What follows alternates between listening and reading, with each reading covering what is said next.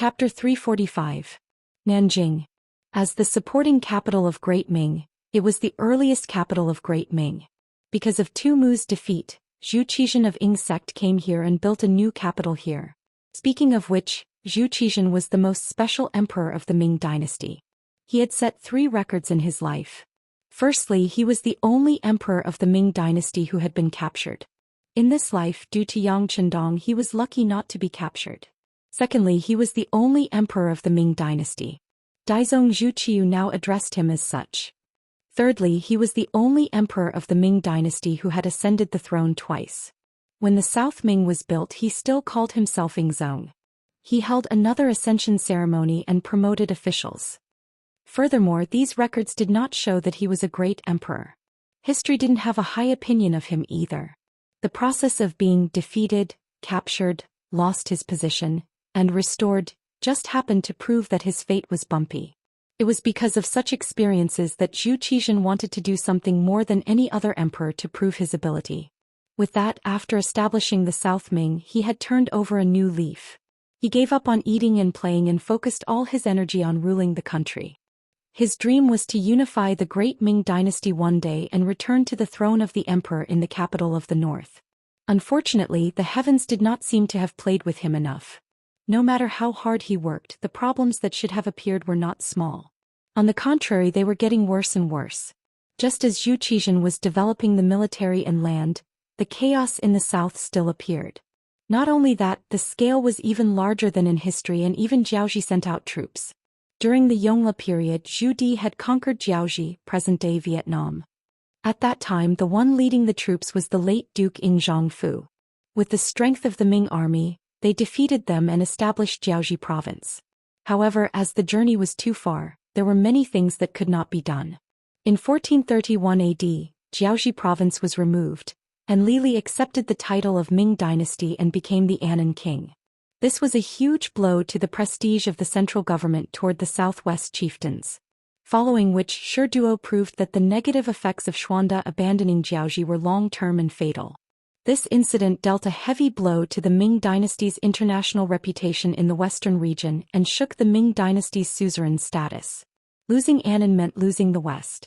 This was something that Zhu Zhanji probably did not expect. From then on, Anan continued to disturb the border and invade the land. This time, Minzhuang King Huading took the initiative to find Li Li King, who was old but still had great ambitions. After promising him great benefits, they who were already restless finally moved out. Once Jiaoji enters the war, the Yunnan affair will only get bigger and bigger. Moreover, the chaos in Guangdong seems to be mutual, so the rear is bound to be in chaos. How was he going to make Zhou Xian focus on developing the nation's power and plotting by Ming to unify the country? Chaos meant that more people would suffer. Chaos meant that the emperor's imperial power would be shaken, which would inevitably be tainted by historians.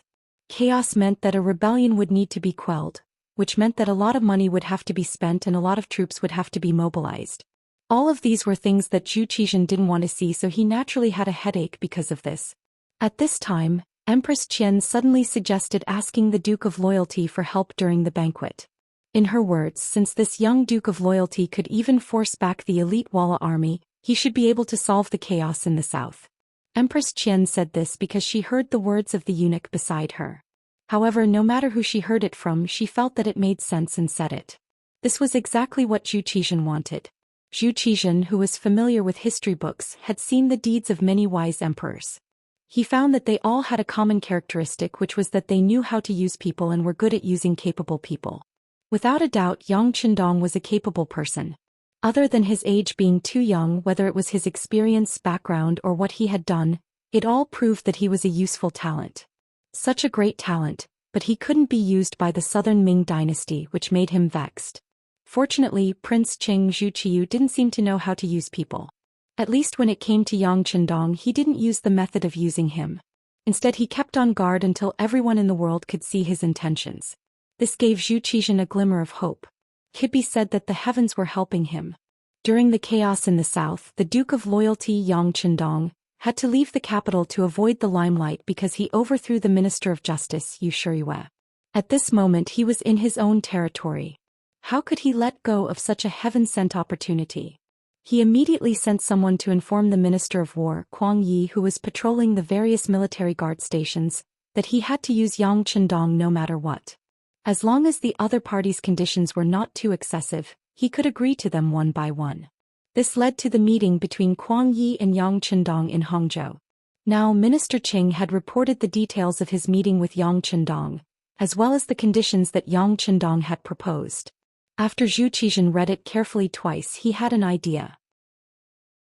He called the Minister of Personnel Chen Sun, Minister of Revenue Wang Zuo, Minister of Rights, Minister of Justice Xiao Chua, Minister of Works Shang Lu, and other important officials to the front of the palace for questioning.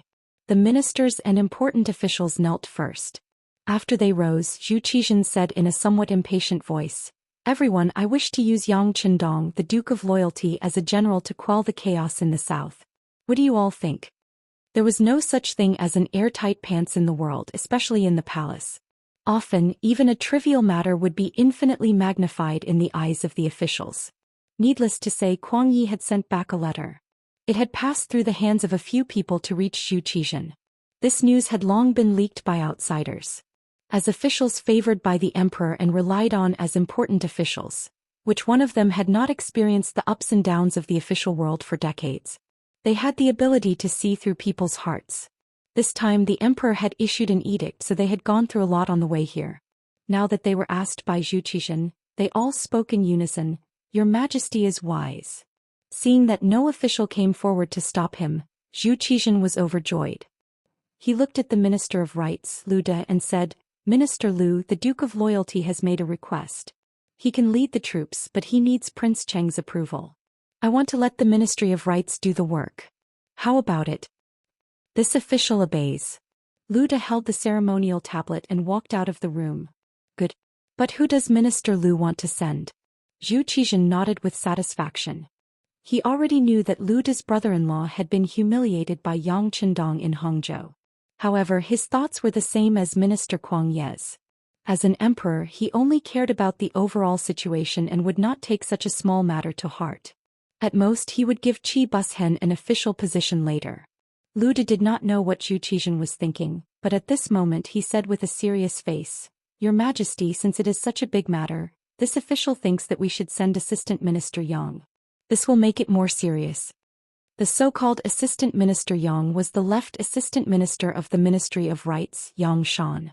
Speaking of which, Yang Shan was one of the 9 officials saved by Yang Chendong. His original position was the left Assistant Minister of the Ministry of Rights. After he followed Ingzong to Nanjing, his position was restored and he was still the left Assistant Minister. Yang Shan used to be an official in the northern capital, so he knew the situation there very well. He was also a rank 3 official. Even if he went to the northern capital, he would have a high rank. It could be said that Lu De's arrangement was very suitable. "Good. As per your request, let Yang Shan go to Prince Cheng's place to talk." Zhou Xian nodded with satisfaction. This person was exactly what he wanted, so he immediately agreed. The conversation between the monarch and the official ended quickly.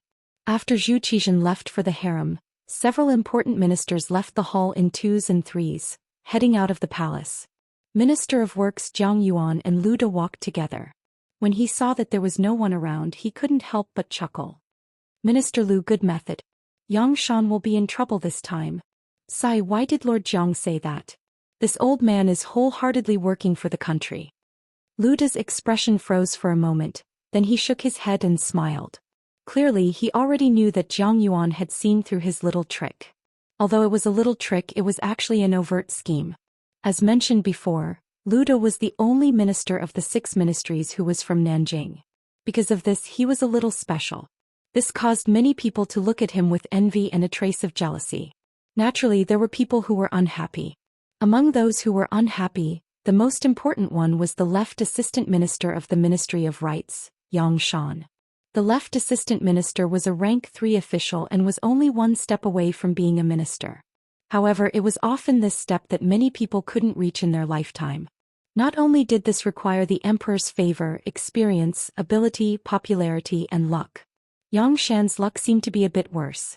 There was a Lu De above him and he was not much older than him.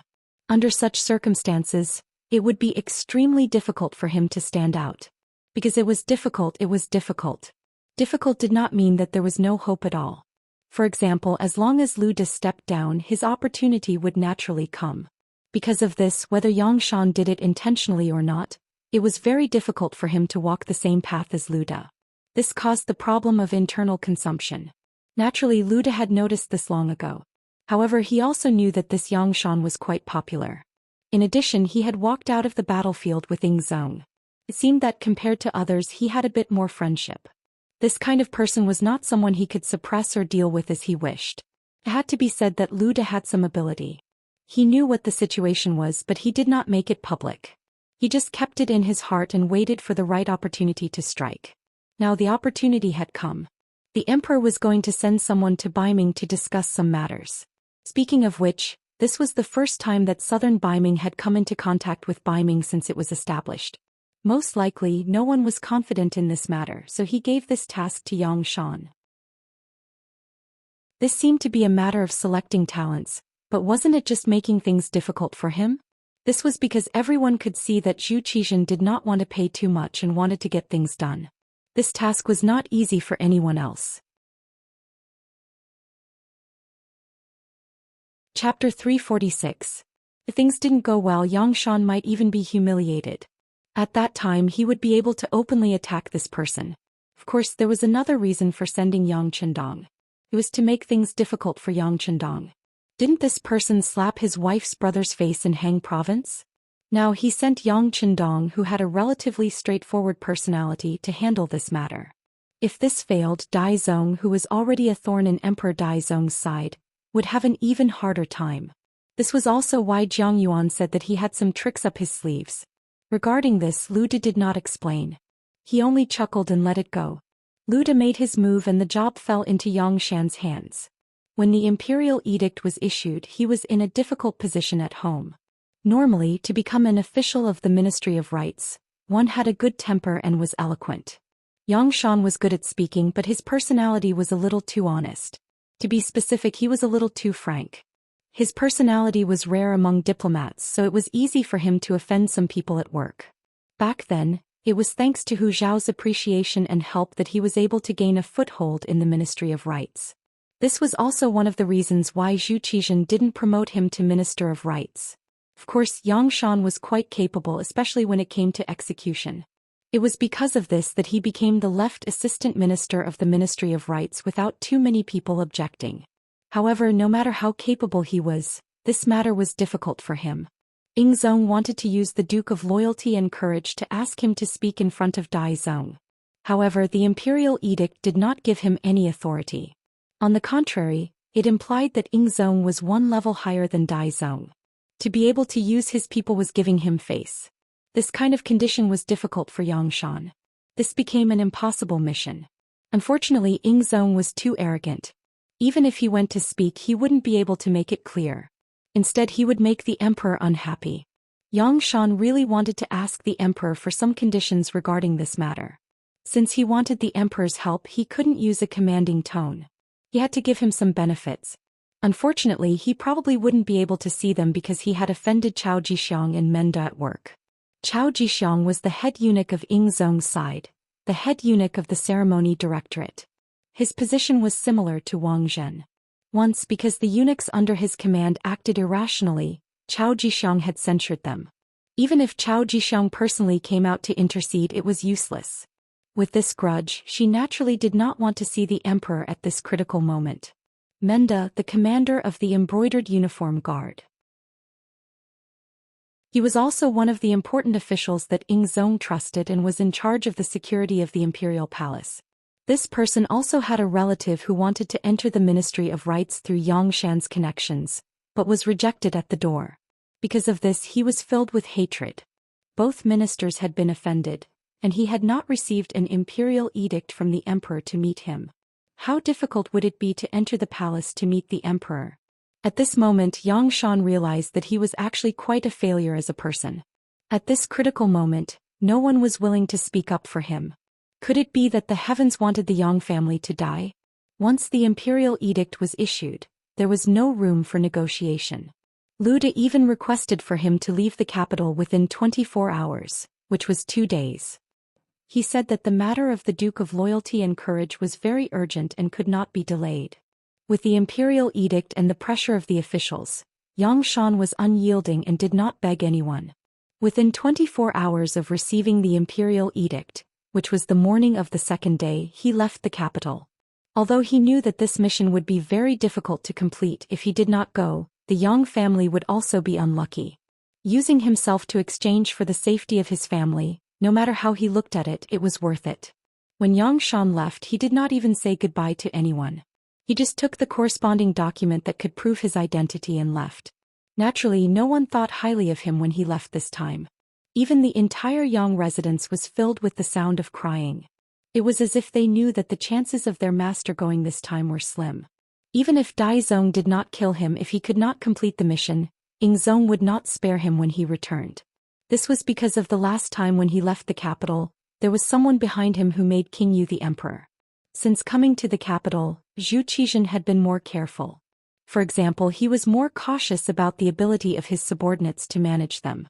For a third-rank official like Xianxia in the capital, there were naturally hidden sentries of the embroidered uniform guards around the residence. Normally they would keep an eye on everything here. Once they discovered any abnormal movements, they would immediately respond to them. But now that Xianxia had left from outside, there were sorrowful cries coming from the residence every day. This made the embroidered uniform guards who were in charge of monitoring feel sympathetic and relaxed their guard. Even when they saw an opera troupe enter the Yang residence, they did not do much inspection. The opera troupe performed for 3 days before it ended. Even if the opera troupe was closed, there would still be cries coming from time to time. Xianxia brought the relevant documents to prove his identity from Nanjing. He traveled through wind and rain all the way. It took him only 8 days to cover a distance of nearly 1,200 kilometers. It was nearly 300 kilometers in a day. Even with his body it was unbearable. But Xianxia had no other choice, because he was worried that if he was negligent he would be charged with another crime. If that happened, all his hard work would be for naught. For the sake of his family he had no choice but to rush along. In his grief and indignation, by the time he reached the capital he had fallen ill. The capital had already received news of Xianxian's arrival. And with the exaggeration of Lu Da and the others, the purpose of his arrival was already known in advance. In the throne room of the imperial palace, Zhu Qiyu had already pushed away all the things on the dragon table in anger. At this time his chest was still panting heavily. It was obvious that he was very angry. It was no wonder. Lu Da had spread the news that Xianxia came to the capital as the representative of Ying Zong Zhu Xian to reprimand Zhu Qiyu. Having no monarch, father, brothers and ministers were the 4 major crimes. It was to show the righteousness of the Southern Ming and to show that the Southern Ming was the legitimate identity. As for speaking up for Yang Chendong, it was just a matter of convenience. It gave people the feeling that the person who Baiming was giving face to Prince Cheng. When the news first came, Zhu Qiyu had already lost his temper in the imperial palace. It was said that a blind eunuch was even kicked twice because of this. This was the second time he had lost his temper in the main hall.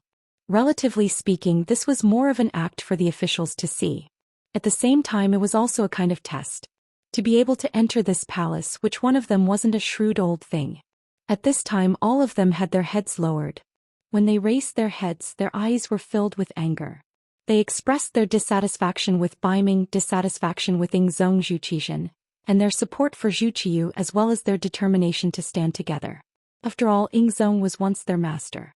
The ancients said that loyal officials did not serve 2 masters. The fact that everyone was still standing here meant that they had already lost their position as officials. At this time it was naturally not good for them to criticize anyone. Otherwise, if this spread out, it would be detrimental to their reputation. The officials of ancient times still regarded their reputation as extremely important. At least on the surface they did things very well. It was because of this that even though they knew that Ying Zong had gone overboard, none of the officials stood out to say anything. Everyone's silence was perhaps the main reason why Zhu Qiyu lost his temper for the second time. Zhu Qiyu himself was the clearest about the process of ascending to the throne. It was an extraordinary act in extraordinary times. It was because of this that he was even more worried that things would repeat themselves. If these officials overthrew him like how they had pushed him to become the emperor, what should he do? At that time, it might be impossible for him to return to being Prince Qing. He was afraid, so he needed his officials to express their loyalty. Only then could he feel more at ease. Otherwise, if there was really a day when he went up against Zhou Xian, who knew if there would be someone behind him who would stab him in the back? One side was probing while the other side was thinking about their own reputation. This formed a kind of invisible confrontation just like now. No one spoke and an awkward atmosphere naturally arose. What? Don't you have anything to say? The atmosphere in the throne room was very quiet. Finally, the young Zhu Qiyu, who was wearing an imperial robe with a golden dragon, could not hold himself back and took the initiative to speak. However, there was a trace of anger in his voice. The emperor was angry and the officials were nervous. However, they were only nervous. It was not to the extent of being afraid. This time it was not just one person who did not express their opinion. Instead, all the smart people did so. With the mentality that the law could not punish the majority, what was there to be afraid of? This was the so-called, the law could not punish the majority. Even if you were the emperor, there was nothing you could do if the people below didn't say anything. Some people would say, isn't the emperor the most powerful? If they don't listen, you can just kill them. However, if you really did this, all the officials would be in danger. Who would dare to work for you? Your country would naturally be unstable. After questioning, there was still no one speaking. The angry Zhu Qiyu decided to call out names. He wanted to force everyone to express their opinions. Although this method would lose the emperor's face, in order to stabilize his position, he could not care less. His gaze swept over the officials. The first person he saw was the Minister of Rights, Hu Shao. Speaking of which, Hu Shao was the oldest among the officials. He had also been an official for the longest time. He had served many emperors of the Great Ming dynasty. At the same time as the Minister of Rights, his attitude was extremely important. Zhu Qiyu looked at Hu Shao and said, "Beloved official Hu, why don't you speak first? What is the difference between the Southern and Baiming dynasties? Who is the true orthodox?" Suddenly being called out, Hu Shao, who was holding a ceremonial tablet and wearing official robes, trembled slightly. There was a struggle and hesitation on his face, but he did not know what to say.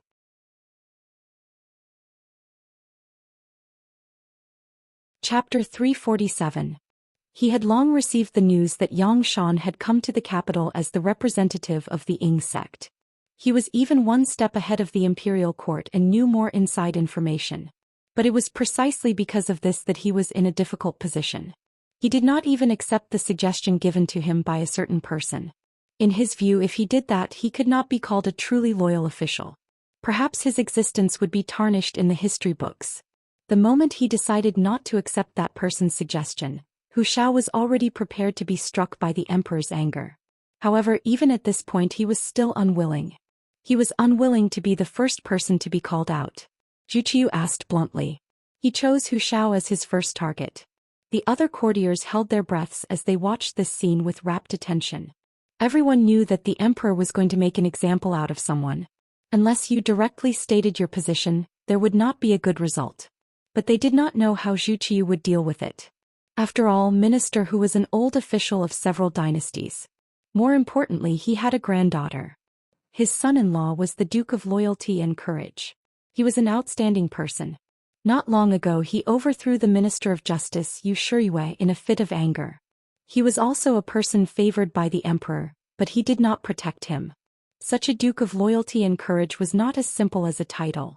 He was a truly capable person. But the emperor still made an example out of Hu Shao. It could be seen that this time he was serious. The other officials watched how Hu Shao was going to answer himself and how Zhu Qiyu was going to deal with it. They were also thinking about how to deal with it when they were called out next. Hu Shao was still standing there in silence. From time to time he recalled what a certain person had said to him. On the other hand, he was thinking about how the history books would evaluate him if he did that. As he struggled, time passed by. Zhu Qiyu on the dragon throne seemed to be a little impatient. Beloved official Hu, we are talking to you. Could it be that you are old and muddle-headed? Your Majesty, this official has something to say. Zhu Qiyu was clearly angry and even began to reprimand Hu Shao. If he did not get the response he wanted, he would probably fly into a rage. It was possible that he would be removed from office and punished. One of the officials raised his head and took a step forward. The person who spoke was the newly appointed Minister of Justice, Su Youzhen, a second-rank official. Your Majesty, as the Son of Heaven, you are naturally the Son of Heaven. When you ascended the throne, you announced to the world that you are the ruler of this generation. Ever since you ascended to the throne, you stabilized the court, repelled the Walla, and defeated the Woku pirates. You brought peace to the Northern Territory, and these actions only serve to show that you are a true dragon, the Son of Heaven. On the other hand, the retired emperor who received the emperor's grace did not pursue the matter of Timu's fiasco. After settling down in Nanjing, he did not achieve even an inch of merit. On the contrary, he caused the southern imperial families Wangye and common people to rebel one after another, resulting in the common people having no way to make a living. With this kind of conduct, how could he face the common people of the world? At this time he actually sent someone to reprimand your Majesty. This is truly laughable, extremely laughable. After Su Yozhen finished speaking, she actually laughed 3 times in front of the court officials. However, these 3 sounds had their own reasons. The first laugh was because of the emperor's lack of self-confidence. Since he had already become the emperor, how could he be afraid of others saying that he was not the legitimate emperor? If he even cared about this point, then it could only prove one thing, and that was that he had preconceived that he was not the legitimate emperor. The second laugh was because of the reaction of the court officials. Normally they would say how loyal they were to the emperor. However, when it came to the issue of reputation, they all wanted to be a good person. Then weren't they just deceiving themselves and others? The third laugh was because of themselves. The court officials could see that this matter was not easy to express. If they did not handle it well, they would be condemned in the history books. However, even though they knew this, they still stood up. They really had their own difficulties. The news from the Duke of Loyalty, Yang Chendong, arrived a bit earlier than the official news from the court. At the same time, a letter arrived. The letter explained in detail what might happen in the Northern Ming dynasty, and what Su Yozhen should do if she was willing to do so. In the letter, Yang Chendong did not ask Su Yozhen to do anything. However, with this letter in hand, how could he dare to neglect it? On the surface, the relationship between the two was extremely bad. It could even be said that they were enemies. However, all of this was just a cover. Su Yozhen was able to become the head of the Ministry of Works from a small imperial censor. It was all the result of Yang Chendong's secret operations. If all of this was made public with Zhu Qiu's personality, he would definitely not forgive him. At that time he would lose everything he had, even his life. He had to listen to Yang Chendong's orders. If he did as he was told, he would become an evil person who was not loyal to the emperor. How to choose was truly a difficult choice. Because of this difficult situation, when Zhu Qiu called everyone into the hall, he did not immediately express his attitude. He was still thinking about whether or not he could muddle through. He did not expect that the emperor would call out Minister Hu Ming's name. At this moment he was pushed into a very awkward situation. Hu Ming was the grandfather of Yang Chendong's legal wife, Hu Yan. At this moment he was going to Jianing Prefecture to worship the ancestors. If he watched Hu Pa get into trouble and didn't save her, who knew what this young but bold loyal guild member would do? He was afraid that he would not have a good ending. If he stuck out his head, he would be stabbed. If he retracted his head, he would still be stabbed. However, if he stuck out his head, he would be able to live well. Not only would he be able to report to Yang Chendong, but he would also be able to express goodwill to the emperor. There was no need to hesitate about what to choose. Thus Su Yozhen stepped out. He used this method to raise Zhu Qiu up high. At the same time he also stepped on Zhu Qizhen, who he had previously called the emperor, and degraded him to be worthless. Perhaps some of Su Yozhen's words were true, while some were slightly exaggerated. But the most important thing was his attitude. He actually took that step and spoke badly of Yingzong in front of everyone. This was not something a loyal official should do. For a time, everyone looked at Su Yozhen with different expressions. Some were shocked, some were angry, some were shameless, some were disdainful, some were envious, and so on. No matter how others looked at Su Yozhen, Zhu Qiu was happy at this moment. Originally, when he saw that everyone did not speak, he was angry. In order to prevent everyone from two-timing, he decided to call out their names one by one and force them to express their views. In Zhu Qiu's view, if these officials did not express their views, then they were disloyal and even hoped that Zhu Qizhen would come back. If that was the case, then at that time, these people would become Yingzong's officials again and could continue to enjoy the glory and wealth. If that was really the case, One could imagine how many officials would be willing to fight to the death for Zhou Xian if there really came a day when they had to face him head-on. What were his chances of winning? Forced by this, he had to use this matter to force the officials to express their views. The reality was the same as the worst result he had imagined. Everyone was silent. On the surface they looked like loyal officials, but in reality they just wanted to benefit from both sides. In his anger he wanted to make an example out of Hu Xiao. It was because this person was a powerful official with great influence that he became the monkey to warn the others. At this moment Su Youxian's sudden words eased the originally heavy atmosphere. It was as if he had seen the light in the dark night. Zhu Qiu was happy. Beloved official Su understands the world. Your words are reasonable. Zhu Qiu was so happy that he called out Su Youxian's name twice. Lord Su's words are reasonable. You have spoken my thoughts. The head eunuch standing next to Zhu Qiu, Jin Ying, quickly supported Su Youxian. Jin Ying was different from the other important officials. As a eunuch he had to rely on the emperor for what kind of life he could live. Something happened to Daizong, he would not benefit no matter what. Since that was the case he had no choice but to walk down this path. However, the other officials did not speak. As a eunuch, if he took the lead to express his opinion, it would not be reasonable. That was why he had been suppressing himself and coldly watching the other officials' reactions. Now that Su Youxian had stood up and said the words that Zhu Qiu wanted to hear the most, he immediately made his position clear. Following Jin Ying's statement, the other officials also said in unison, Lord Su's words are reasonable. You have spoken my thoughts. Good. The sudden change in the situation made Zhu Qiu very happy. Although he knew that some people had to say something against their will because of the situation, no matter what, he had at least won this battle on the surface. And the key to this victory was Su Youxian. Thinking that this person was so considerate of him, he was a true loyal official. The more he looked at him, the more pleasing he was to the eye. If it wasn't for the fact that he didn't want his table manners to be too unsightly, he was afraid that he would have added Su Youxian as the grand tutor of the crown prince, which was equivalent to a first-class official. Official Su, hear the decree. I order you and the Ministry of Rights to be responsible for receiving Xianxia and raising the prestige of our country. Zhu Qiu's voice rang out in the court. Su Youxian knelt on the ground and gratefully accepted the decree. At this moment he had no other way out. With what he had just said, if Ingzong really came back one day he probably would not end well. In a sense he was now a grasshopper on the same rope as Daizong. The small court meeting, which should have been very tense, ended. Zhu Qiu left the hall with satisfaction, accompanied by eunuch Jin Ying. Only then did the other officials walk out in twos and threes. However, it was clear that Su Youxian, who was usually quite popular, had become a loner. It was as if he had contracted an infectious disease.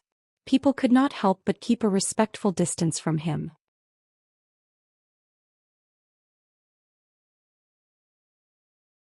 Chapter 348. The Minister of Rights, Hu Xiao, pondered for a moment, then strode over to Su Youxian's side. Many officials saw this, but they all had understanding expressions. After all, if Su Youxian had not taken the initiative to stand up, Hu Xiao would not have been able to be an official of the same court as them. Minister Hu. After seeing Hu Xiao walk over, Su Youxian's expression was respectful, and his head was slightly lowered. It was clear that this was not because Hu Xiao's status or position was higher than his, but because it was sincere respect from the bottom of his heart. Thank you, Minister Su. Hu Xiao smacked his lips. It seemed that it was difficult for him to say the word, thank you. However, when he actually said it, he relaxed a lot. I don't dare. Su Youxian hurriedly shook his head. This person was not as simple as an old official. His grandson-in-law was the Duke of Loyalty and Courage. Because of this, he had to be respectful, and he could only be respectful. There's nothing I wouldn't dare to do. If it weren't for Minister Su's help, I'm afraid I would have been kicked out of the imperial court by now. Hu Xiao also shook his head, looking as if he deserved the word, thank you. Not at all. With the Duke of Loyalty and Courage, how could anything happen to Minister Hu? I'm sure that even if I didn't stand up, someone else would have. When Su Youxian said this, he intentionally looked around. The more time he spent with Yang Chendong, the more he learned, the more he admired this person. Based on his intuition, the Duke of Loyalty and Courage would not only have one trump card. He should have prepared something else, but it was not the right time, so he would not reveal it. When he heard Su Yozhen mention Yang Qindong's name, a relaxed smile appeared on Hu Zhao's face. He was indeed satisfied with this grandson-in-law. Not only was he the grandson of an old friend, but his talent was also admirable. Now even he had to show his gratitude to him for protecting him. When he thought of this, how could he not be satisfied? However, before the smile could fully blossom on his face, he became a lot calmer. What he did this time is really too bold. Won't Yang Xijing Yang Shan be implicated? How is he going to live in the future? Speaking of Yang Shan's matter, Su Yozhen saw that no one was paying attention to him and whispered, Minister Hu, regarding this matter, the Duke of Loyalty and Courage has already made plans, but we still need your cooperation. When he heard the word cooperate, Hu Xiao instinctively wanted to shake his head and refuse. After all, he really didn't want to do something like scamming his good friend. But considering that even if he didn't show up, the matter would still be carried out and his old friend might still suffer, he could only nod and agree. All right, then this old man will take a look at sieging with Lord Su. That would be great. Minister Hu, please. Su Yozhen felt relieved. If Hu Xiao was willing to step in, things would naturally be much easier to resolve. He would also have a much easier time completing the task given to him by Yang Qindong. At the relay station of the capital, Yang Shan, who had been here countless times, was now staying here. In the past he had come here as the host to receive guests from all over the world. But now he had become an envoy and was living here. Just from this change in role, one could see Bai Ming's attitude towards him. He didn't treat him as a special envoy of the Shang Kingdom or a representative of the Ying sect, but as an envoy of the southern Ming Kingdom. Thinking of this, Yang Shan, who had already caught a cold from the bumpy journey, felt even worse. His body was becoming weaker and weaker. It was to the point that he couldn't even receive guests. But when a servant came to report that Minister Hu from the Ministry of Rites had arrived, Yang Shan still insisted on receiving him. He had great respect for Hu Xiao, and their relationship could be described as both a teacher and a friend. Not to mention he had worked under this person for many years. Just based on this, how could he not receive his old superior when he came to see him? In the reception hall of the relay station, Yang Shan walked in with the help of a servant. He saw Hu Xiao, who had a peaceful expression and a concerned gaze. Beside him, a man wearing a third-rank official's robe was standing with his hands behind his back and looking at him. He knew this person. He used to be an imperial censor of the censorate. He seemed to be a 6th-rank or 5th-rank official. Who would have thought that in such a short time he would be like him, a 3rd-rank official? Sighing in his heart, Yang Shan cupped his fists and said to Hu Xiao, Minister, it's been a long time. Xijing, are you okay with your body? Seeing that Yang Shan's complexion wasn't too good, Hu Xiao took a step forward and gently held his arm as he asked with concern. Thank you for your concern, Minister. I'm fine. Cough, cough, cough. After coughing a few times, Yang Shan's face turned green. Take a seat. Hu Xiao couldn't bear to see him like this. He pulled Yang Shan's arm to a chair and slowly sat down. Thank you for your concern, Minister. After sitting down, Yang Shan's breathing seemed to be smoother and he spoke with more confidence. Only when he looked at Hu Xiao, his face was still full of hope. One could imagine how he was feeling at this moment. Ever since the Battle of Tumu Castle, the two of them had not seen each other for nearly 2 years. Who would have thought that when they met again they would be serving different masters? Speaking of serving different masters, Yang Shan couldn't help but think of his mission this time. The joy of meeting his old friend was diluted a lot at once. Minister, I'm here with a mission this time, but I wonder what Prince Cheng's attitude is? There's no Prince Cheng here. There's only the acting emperor. A voice suddenly sounded out. Needless to say, the person who spoke was naturally Su Yozhen, who had been silent all this time. Yang Shan's face turned ghastly pale when he heard that. Fortunately, Hu Xiao was here. He was the link between the two sides. Once the situation turned bad, he became a lubricant. Therefore, when he saw Yang Shan's expression, he immediately said, Xijing, this is Lord Su Yozhen. He is now the left assistant minister of the Ministry of Works. He is also an important official who was personally appointed by the acting emperor to receive you. If you have anything to say, you can talk to him. Yang Shan, who was about to reprimand Su Yozhen, frowned when he heard this. Even though they were both 3rd-rank officials, One had to look at their seniority and authority. In terms of seniority, Zhou Xian was much stronger than the other party. How could he allow a junior to interfere in his conversation with the old minister? However, after this introduction, Yang Shan understood that if he wanted to complete the mission given by Ying Zong, Su Yozhen would not be able to bypass him. Even so, he politely cupped his fists and said, "So it's Minister Su. Greetings." "Assistant Minister Yang, there's no need to be so polite." Su Yozhen also bowed and said, "Since Minister Hu is here today, why don't we take this opportunity to talk things out and see if we can find a balance so that everyone can complete the Emperor's order earlier? Wouldn't that be wonderful?" Balance? Yang Shan shook his head after hearing this. "Impossible. This is an impossible mission." "How do you know it's impossible without trying?" Su Yozhen raised his voice in response to Yang Shan's arbitrary judgment. "How can there be a possibility? Isn't arranging for me to be at the relay station already enough to explain everything?" Yang Shan replied Su Yozhen harshly. Hu Shao was his superior and his seniority was there for all to see. Of course he couldn't say anything. However, Su Yozhen was a rising star, so he could say whatever he wanted. Yang Shan actually saw through the hidden meaning behind arranging for him to be at the relay station. Su Yozhen smiled. He was a smart person and naturally liked to deal with smart people. Even so, there were some things that he could say. However, before he said it, he glanced at Hu Shao, who was frowning as if he had some scruples. Don't be fooled by the fact that Hu Mingzhou didn't say anything. He was very clear about the conversation between the two and what they were going to say next.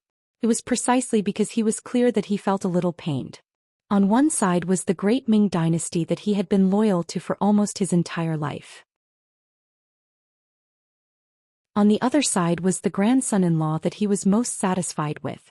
It was difficult for him to choose which path to take. Of course, from the perspective of righteousness, he would definitely choose to be loyal to the great Ming dynasty without hesitation. However, if he did so, not only him but his family and relatives would also be implicated. It was not impossible for his entire family to be executed. When he thought about how Dai Zong actually targeted him in the imperial court during the day and did not care about the fact that he was an old official of several dynasties, did this not already explain a lot of problems? This kind of emperor already had doubts about him. Once he was suspicious, he was afraid that no matter what he did, he would not be able to regain the trust he had in the past. The emperor's distrust and the terrible consequences of revealing everything made Hu Zhao's original balance in his heart lose its original balance. When he noticed Su Yozhen's gaze staring at him, he finally made a decision. That was to not help either side and observe the situation first. Although he said that he would not help either side from the fact that he knew some of the truth and did not report it, he had already begun to lean towards the loyal Duke Yang Chendong in his heart. "You guys talk first, I'll go out to get some fresh air." Hu Shao got up and casually found a reason to leave, leaving Yang Shan, who was sitting on the chair, feeling puzzled. However, before he could ask anything, Su Yozhen's voice sounded, "Minister Hu is old, it's good to go out to get some fresh air. However, I don't know if official Yang also wants to go out to get some fresh air. You have to know that what I'm going to say next is very important. I'm afraid it will scare you."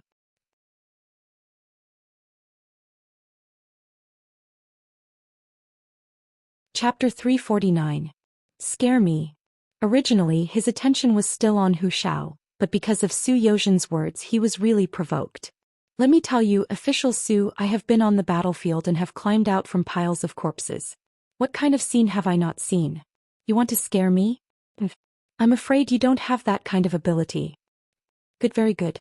Su Yozhen clapped after hearing this and had a look of praise. But then his expression became more serious as he said, "Yang Shan, do you know that there is no path in front of you? You are already on a path to death." "A path to death?" Yang Shan pretended not to understand, but in reality he was very shocked. Some things were just things that he had thought in his heart and had not been finalized. But how did Su Yozhen know? He was just a newly appointed Minister of Justice. Although he had a high position, he was still a new official. He should not know so many secrets of the Southern Ming dynasty. Seeing that Yang Shan still did not want to admit it and did not want to face the truth, Su Yozhen knew that he had to expose some shocking information. He immediately said with a righteous expression, "Official Yang, you are a 17-year-old student." After that, King Yan Zhu Di raised an army 1399 and started the Battle of Jingnan. Because you participated in the defense of the city, You were given a reward. In the first year of Yongle, you were changed to the Honglu Temple. The Honglu Temple was in charge of ceremonies. Although the position was small, you could often see the emperor. You had a great bearing, loud and clear voice, and always worked diligently. You were often noticed by Zhu Di and later became the right minister of the Honglu Temple. After Ming Renzong ascended the throne, you were promoted to the Honglu Temple. Not long after, you were promoted to the left assistant minister of the Ministry of Rites and also managed the Honglu Temple, right?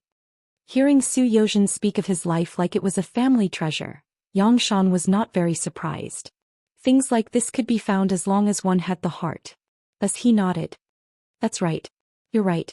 Go on. Okay. Seeing that Xianxia refused to give up, Su Youzhen decided not to hold back. She continued, in the Battle of the Tumu Fortress you were lucky. You were saved by the Duke of Loyalty. Then you went to Nanjing with Ingzong and created the situation of the Southern Ming dynasty. Speaking of it this way, you can be considered an old official and an important official.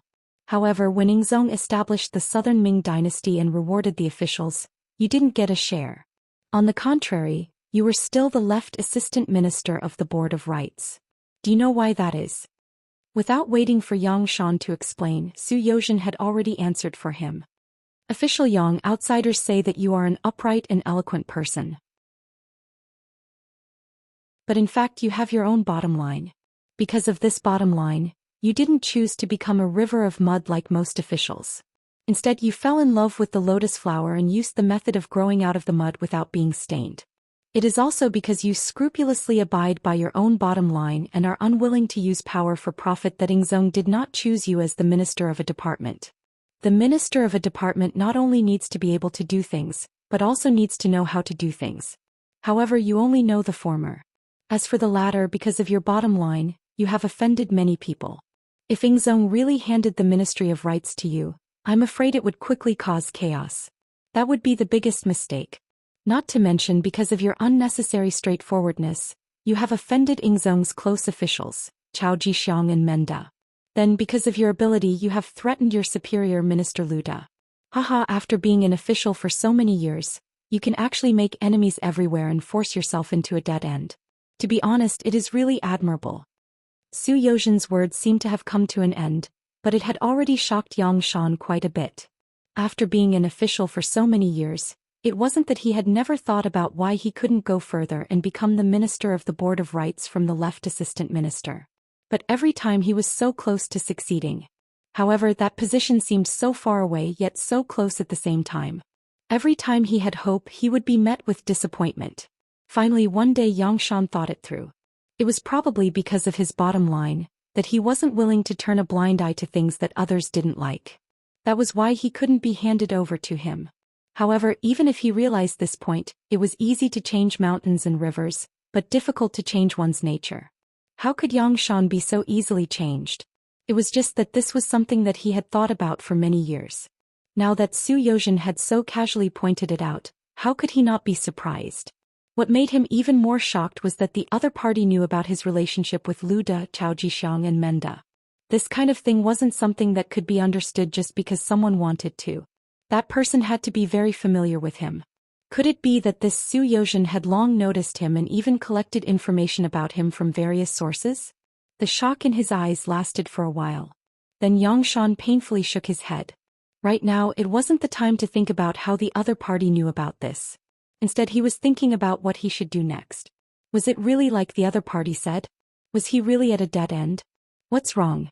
Why aren't you saying anything? Su Youzhen had a premonition when she saw the shock in Xianxia's eyes, followed by an indifferent attitude. She questioned Xianxia, "What are you doing? What do you want me to say? Didn't you say that I'm at a dead end?"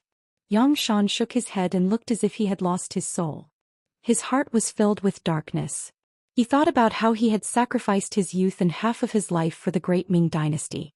He didn't know how many times he had risked his life, but in the end he still couldn't avoid his family being destroyed. How could he not be disappointed? Xianxia's disappointed expression fell completely into Su Youzhen's eyes. He knew that there were some things that could be said. Everything had gone smoother than he had imagined. He originally thought that Xianxia would still be stubborn for a while and would only pick a time to say the following words. However, now that Xianxia had thought through everything and was even disheartened, it was time for him to reveal his trump card. Sir Yang, there's indeed no way forward, but why don't you think of taking a step back? As the saying goes, take a step back and you will be able to see the world. Take a step back. For a moment, Xianxia was also a little confused by Zhou Xian's words.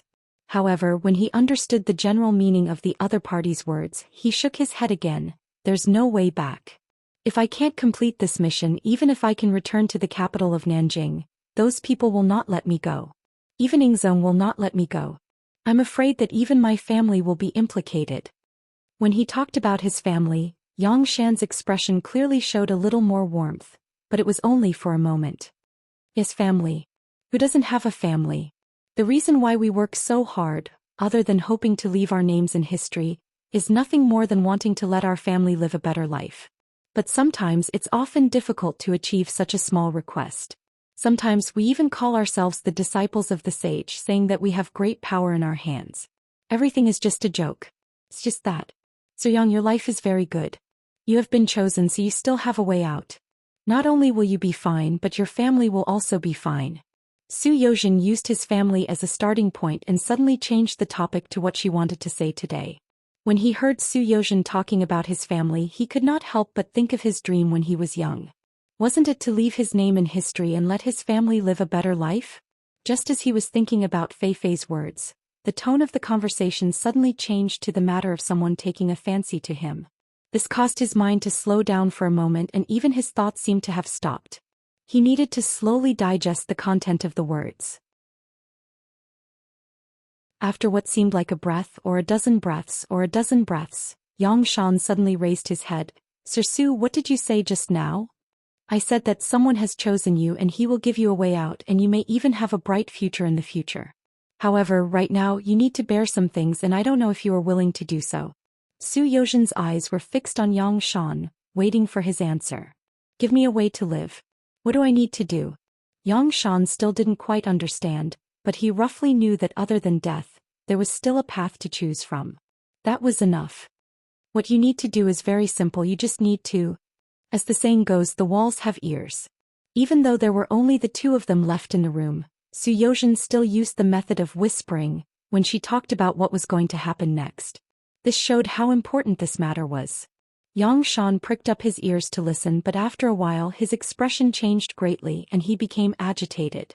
It was unknown whether this agitation was due to anger or happiness, but in short his face was a little red. Sir Yang, don't be too agitated. You still have time, but not much time. How about this? The letter written by your wife should be arriving soon. When the time comes you can make your own decision. For now you should have a good rest. Forgive me for being blunt, but no matter what a person wants to do, whether it is good or bad, they must first have a good body, haha. Zhou Xian left, leaving Xianxia alone in the chair, somewhat absent-minded. At this moment his mind was filled with many thoughts, many, Hu Shao had already left long ago. He had probably guessed what was going to happen, and it was not suitable for him to stay in this place. After leaving the relay station, Hu Shao had become a lot more taciturn. He had already sensed something, but it was not clear. As such, before he made a final decision, he still needed to take a good look and listen. Jianing Prefecture. He had been gone for 2 years, and when Yang Qindong returned, he had already changed his identity and became the Duke of Loyalty of the Great Ming Dynasty. It was said that both the north the Arch Zhu Qiyu and the south the Arch Zhu Qizhen thought highly of him and had a deep friendship with him.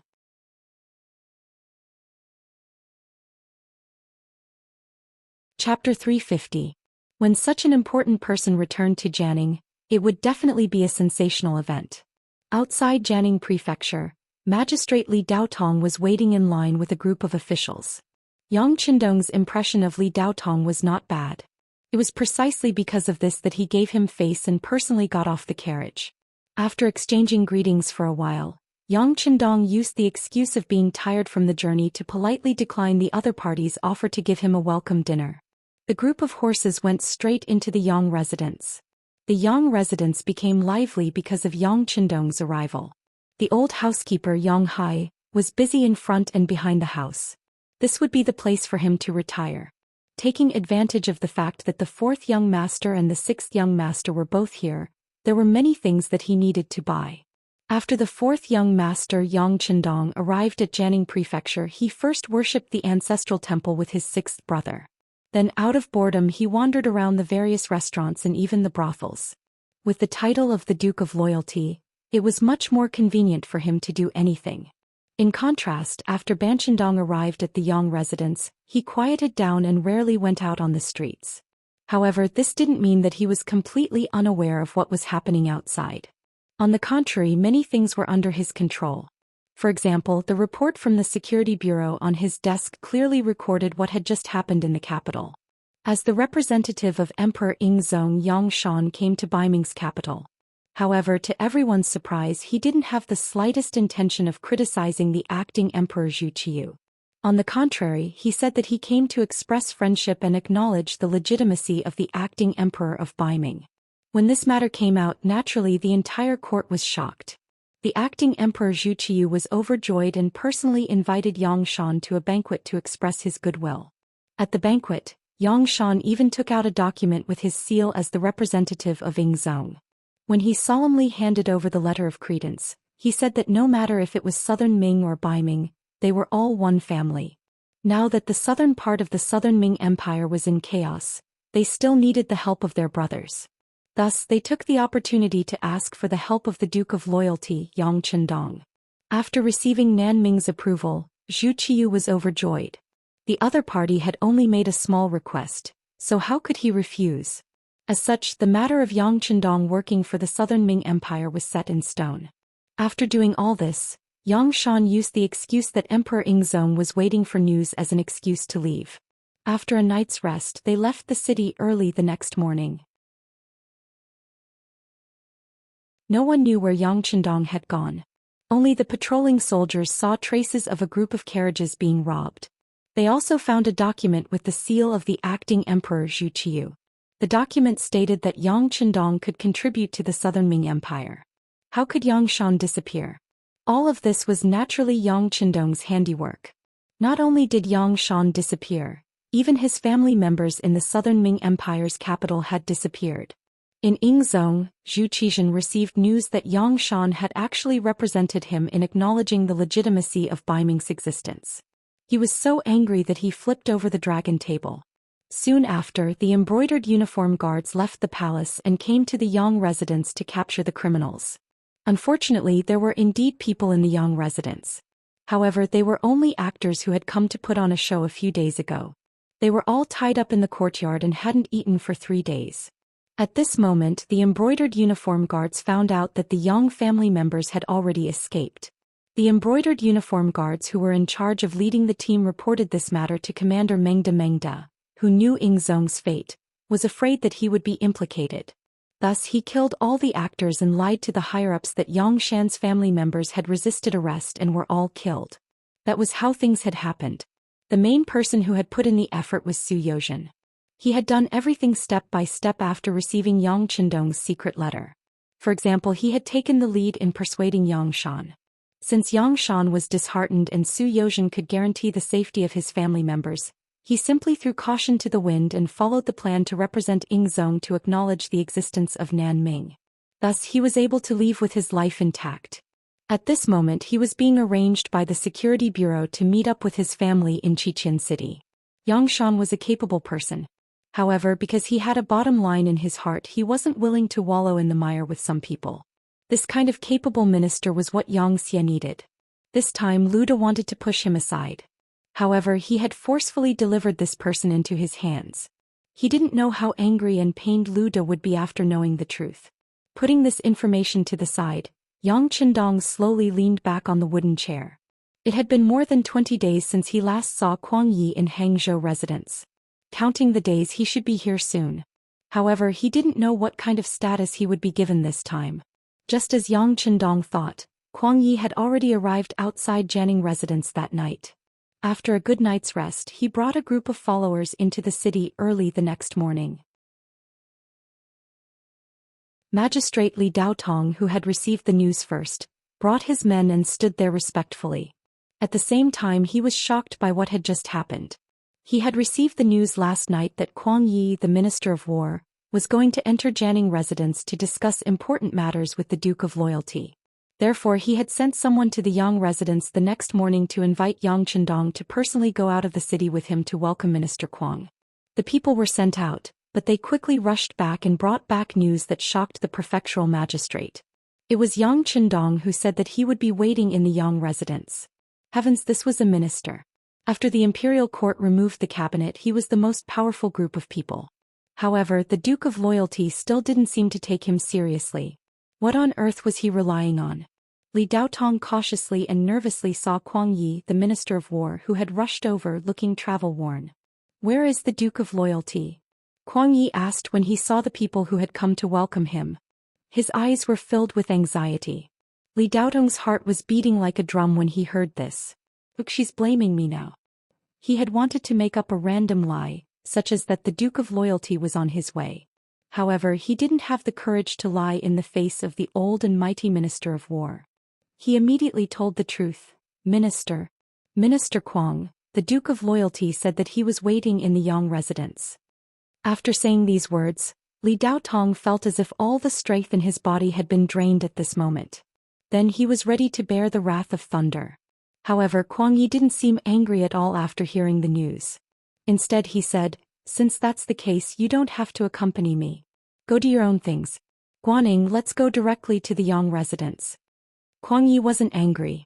Li Daotong was shocked and understood the importance of the Duke of Loyalty. He hurriedly led the way towards the Yang family's old residence in the city. Although Yang Chendong didn't personally come out to welcome them, the Yang residents had already made arrangements. They had even sent his fourth brother Yang to personally welcome them 3 streets away. Kuang Ye's expression was much better after seeing this. It would be impossible to say that he didn't care that Yang Chendong didn't come out to greet him. However, considering that Yang Chendong was a duke and had saved his life, he didn't need to be too calculative about etiquette. Seeing Yang 3 streets away, Kuang Yi knew that Yang Chendong was in the ancestral hall of the Yang family's old residence. After entering the Yang family's residence, Kuang Yi dismissed everyone, leaving only Yang to lead the way. Upon entering the ancestral hall, he saw Yang Chendong, who had changed into a white robe, kneeling on a praying mat. Directly above him was a memorial tablet with Yang Rong's name written on it. When Kuang Yi saw the memorial tablet, he immediately cupped his fists and bowed 3 times. At this time Yang Chendong had already turned around. "Minister Qing has come to visit my father. If the underworld knows, it will be gratified. Young Master Yang is also someone this old master admires. Since we've met today, I must pay my respects," Kuang Yi said with a calm expression. "Speaking of which, Minister Qing is the first minister to come here to pay respects to my father. Alright, wait for me to tidy up. I will have to trouble Minister Qing to wait in the front hall." Yang Chendong's lips curved into a smile. Yang Chendong turned around and left, leaving Kuang Yi standing there with a thoughtful expression on his face. He was the first minister to come here. Was he hinting at something? Yang Chendong was obviously hinting at something. Thinking of his father Yang Rong, who was one of the 3 great families, how glorious he was when he was alive. But in the end he died on the way home. After entering the Yang residence's ancestral hall, no one came to pay their respects. This was the way of the world. The tea cools down after the person is gone. This was not the cold-blooded scene Yang Chendong wanted to see. Since he had contributed to the country, he should be honored by the country at all times. Just like the hero's monument erected in Xichen City, it was a way to commemorate those who had contributed to the country. In the future he would also build a large cemetery. Not only the Yang family, but also those who had contributed greatly to the country could be buried there and enjoy the worship of their descendants. Of course, there was another reason why Yang Chendong chose to meet in the ancestral hall. He wanted to see Kuang Ye's attitude towards his father. If Kuang Yi only cupped his fists in a perfunctory manner, then it would be difficult to befriend someone who did not care about old ties. In that case he would have to keep his bottom line when interacting with Kuang Yi in the future. From the looks of it, Kuang Ye's performance was not bad. Yang Chendong could not help but want to recruit him. Of course, this so-called intention to recruit was just a thought. Kuang Yi was already very old and his thinking was somewhat old-fashioned. It would not be easy to convince him. Furthermore, he had served the great Ming Empire for his entire life. His heart might not be able to change in such a short time. Since that was the case, it was better to let him be a loyal minister. If there was a chance, he would make sure that Kuang Yi did not die.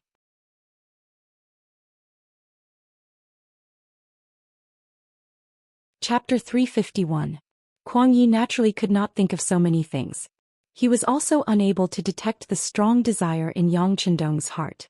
After hearing the words just now, he could only sigh at the hypocrisy of the world and then went to the front hall. Today he was here on the emperor's orders to invite Yang Qindong to send troops. After all, the chaos in the south was getting bigger and bigger.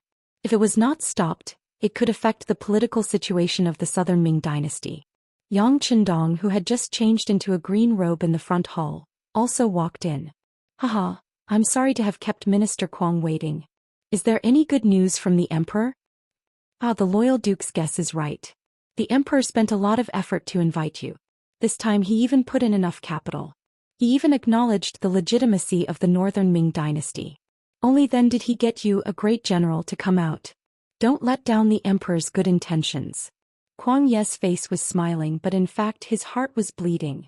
He had seen Zhou Xian's appearance when he was angry. It was true that when a dragon was angry, corpses could be strewn across 1,000 miles. Fortunately, paying such a huge price did not mean that there was no reward. Yang Qindong was able to lead troops and receive the emperor's approval. This could be considered as an explanation. This time Yang Xian's actions had made Ingzong very angry. If he could catch him, he would probably kill all 9 generations of his family. However, the matter had already been done. Now he could only hope that Yang Qindong could do his best to recover some of the losses. Yang Qindong naturally pretended to be flattered. He smiled and said with a serious face, "Receiving the emperor's kindness, Qindong will naturally be willing to sacrifice my life to repay the emperor's kindness. It's just that the request made by our country's mercenaries, I wonder if your majesty will." He will. Seeing that Yang Qindong didn't intend to go back on his word, Kuang Yi hurriedly said, "The emperor empathizes with the mercenaries' efforts, so this time he is especially generous. He allows you to obtain what you need by attacking your opponents in the process of suppressing the bandits. However, please do a tally of what you have obtained and report it to me." Not only that, His Majesty also specially appointed Duke Zhongdan as His Majesty's imperial envoy, so he could take advantage of His Majesty's actions. In addition, there are 5,600 soldiers in the Guangdong Guard Institute near Guangdong, 2,600 soldiers in the Guangzhou Prefecture, 1,000 soldiers in the Shaozhou Prefecture, and 1,000 soldiers in the Pingle Prefecture. In total, there are more than 10,000 soldiers who can be deployed by the imperial envoy. The nearby Great Ming Prefecture will also arrange for the army's provisions. Kuang Yi seemed to be worried that Yang Qindong would go back on his word. He hurriedly took out his trump cards one by one. It seemed like he was being honest, but if one listened carefully, it seemed like there was nothing practical other than 10,000 soldiers. It was just like the problem of rations. Since they were fighting for the southern Ming Empire, why would they need to prepare their own rations? As the saying goes, an emperor doesn't lack hungry soldiers. There was also the position of imperial envoy, which was a temporary position. When you were used, you would naturally have a lot of power, but what if you were no longer needed? You would immediately be beaten back to your original state. In this aspect, Ingzong's actions were far inferior to Daizong's. At the very least, Daizong had given him the position of Duke Zhongdan. Kuang Yi said it in a dignified manner, but in reality he didn't have to pay much. He even had to rely on himself to rob the bandits for military expenses. If it were any other general, they would definitely shake their heads at such conditions. However, Yang Qindong had already considered everything and even planned it out. Most importantly, he needed resources and people, and he also needed a higher reputation. This could be said to be taking what each of them needed. Since that was the case, how could he refuse? Even if he didn't have these things, he would still take action. All right. Seeing that Kuang Yi had finished speaking and his mouth was dry, Yang Qindong laughed and slapped the table, saying, "This matter is decided. Thank you, Minister Qing, for your mediation. Since I am a loyal and courageous count, I will naturally do my best to help the emperor resolve his worries to the greatest extent." Yang Qindong's promise made Kuang Yi excited. Good, with the Duke Zhongdan's help, there is naturally nothing to worry about. However, how many soldiers will the mercenaries send? Kuang Yi smiled like an old fox. His smile seemed calm, but in reality his eyes were like swords. This was probably the problem he was most concerned about. But Yang Qindong didn't immediately reply. Instead, he grinned and picked up the hot tea on the table, asking, "Minister Qing, you must be very familiar with the situation of the mercenaries. Just like in the Battle of Tumu, I only had 100 people with me, but I still saved everyone from the battlefield. Also, when the Walla approached Baiming's capital, does Minister know how many soldiers they sent?" Kuang Yi lowered his head and began to think.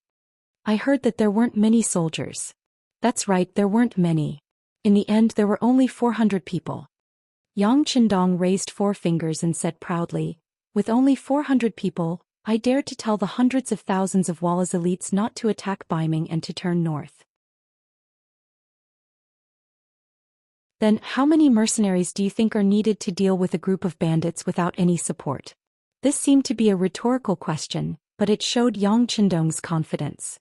At this moment he had a smile on his face, the corners of his mouth slightly raised, showing an expression of a strategist. "Only 400? When Kuang Yi heard this, he was already shocked. Although the Southern Ming Empire naturally had a certain number of intelligence agents in Baiming, and the information they sent back said that there were only 400 mercenaries, this information wasn't accepted by everyone. Based on their understanding, they believed that it was impossible to turn the situation around with just 400 mercenaries. This should just be a smokescreen by the Northern Ming Empire. The reason why the number of mercenaries was so small was just to highlight the strength of the Northern Ming Empire's army. But now that these words came from Yang Qindong's mouth, the meaning was completely different. There was no need for him to lie, at least at this time. Otherwise, the moment he was exposed, he wouldn't be able to get out of this embarrassing situation. It was no wonder that Kuang Yi was so shocked. "Of course it's true." Yang Qindong nodded seriously and said as if he was reminiscing, "Back then, in order to hire these 400 mercenaries, Dai Zong paid a total of 10 million taels of silver. Thinking about it makes one's heart ache. Fortunately, the war was won in the end and the country stabilized. Everything was worth it." When he mentioned the price of 10 million taels of silver, Kuang Ye's eyes suddenly blinked, clearly shocked. When he saw Yang Qindong staring at him, he quickly revealed a bitter smile. "Duke Zhongdan Ingzong just established himself in Nanjing and the treasury is empty. We really don't have that much money to give you. This duke knows." Yang Qindong raised his right hand and stopped Kuang Ye's words. "It is precisely because this duke knows this that I didn't ask for an exorbitant price. To be honest, as a citizen of the Great Ming Dynasty, this duke's everything was given to me by the emperor. Now that I need an official, of course I have to step forward. Not only that, this duke has also discussed with the leader of the mercenaries.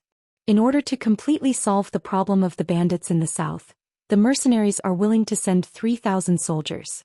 This is definitely a big deal." 3,000? Good. Kuang Yi was originally listening very seriously, but the moment he heard the number 3,000 he instantly became excited.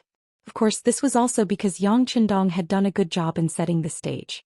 Think about it, to chase away Walla's army of more than 100,000, they only used 400 people.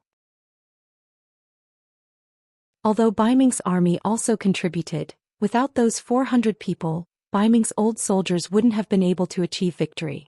In comparison, the 3,000 mercenaries this time was 7 times more than the previous time. Thus, how could Kuang Yi not be excited? No wonder he said the word good twice. With this foundation, the rest of the conversation became much easier. During this time, Kuang Yi also took out the imperial sword that Ing Zongjiang had given him. He said that as an imperial envoy he had the power to make decisions on the spot. If any of the southern Ming officials were disobedient, he could use this sword to kill them and not be punished. He also said that Guan Ying had admired the Duke of Zhongdan for a long time and greatly respected the war god. Could he use this opportunity to learn from him? Of course, with this person here, it would be easier to mobilize the nearby Ming soldiers. Yang Qindong rubbed the long sword in his hand. He had seen many imperial swords appear in movies in the future. Every time this item was taken out, it seemed to flash with a golden light. Now he could finally hold it in his hand. Of course, the moment he held it in his hand, he realized that the sword was very ordinary. It was just a bit more flashy than a normal sword. In the end, it was just a symbol. After hearing that Guan Ying was going to follow him, Yang Qindong's first thought was that Kuang Yi was monitoring him. But when he thought about it, this was normal. After all, if there were no people from the military by his side, it was inevitable that he would run into trouble. Furthermore, even if he refused Guan Ying, there would probably be other people who would appear by his side for various reasons. Since this was the case, it was better to agree early and get it over with. At least he could let Kuang Yi owe him a favor. Guan Ying is Minister Cheng's favorite general. He should be someone with some ability. Since this is the case, he can just follow. However, I ask Minister Cheng to tell him that as long as he follows me, he only needs to listen to my orders. I don't need him to give any opinions. Haha, speaking of which, even if he gives an opinion, I may not listen. This point needs to be made clear first. Otherwise, if you lose the battle, don't blame it on me.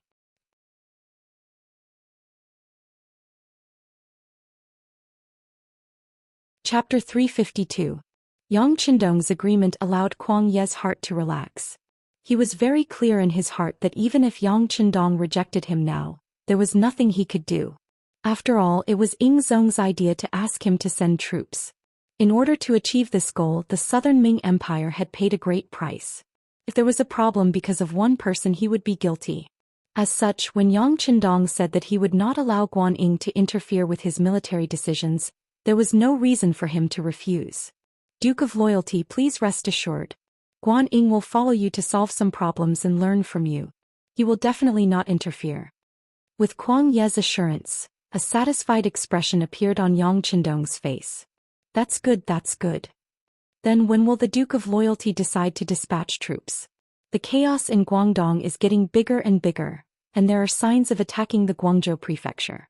Zhu Huihua has the help of the Miao soldiers, and now that Jiaozhi is sending troops, the Southern Ming Empire does not have the energy to send troops to suppress the bandits. When Kuang Yi spoke of the war, he could not help but become anxious. With war everywhere, it was hard for him to be the Minister of War. There is no need to rush this. The leader of the mercenary army has been waiting for my reply. Now that I have Minister Kuang's reply, I can naturally reply to him. I believe that it will take at most half a month for their army to arrive.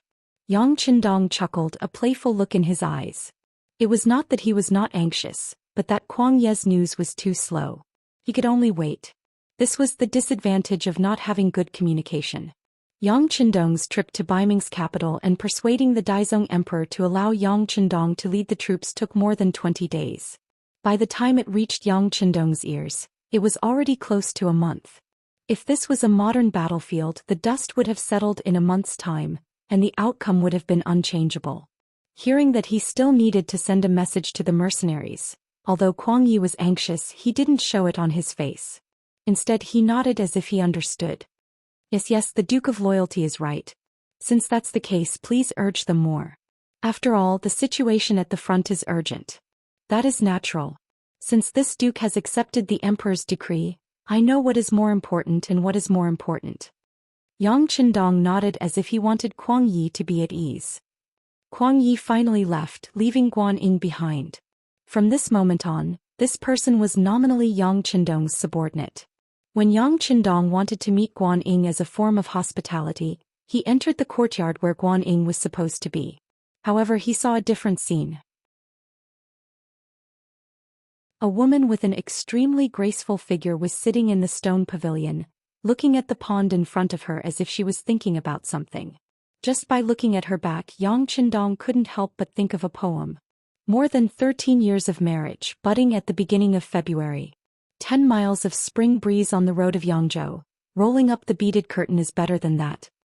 Yang Qindong also saw Hu Yan, Qiao Yin, Madame Shui and Madame Xiang from the back.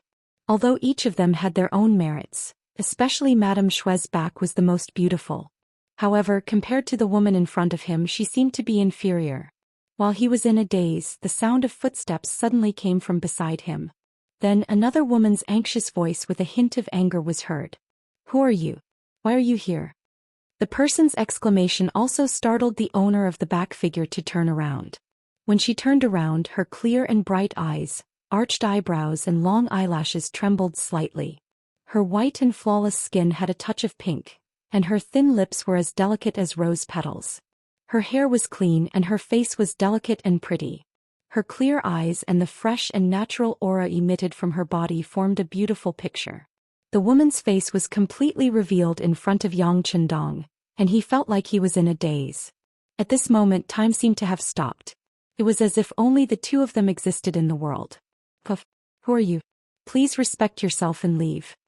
While Yang Chendong was in a daze, the woman's voice sounded. Her voice was as pleasant as the song of an oriole, and Yang Chendong couldn't help but feel a little intoxicated.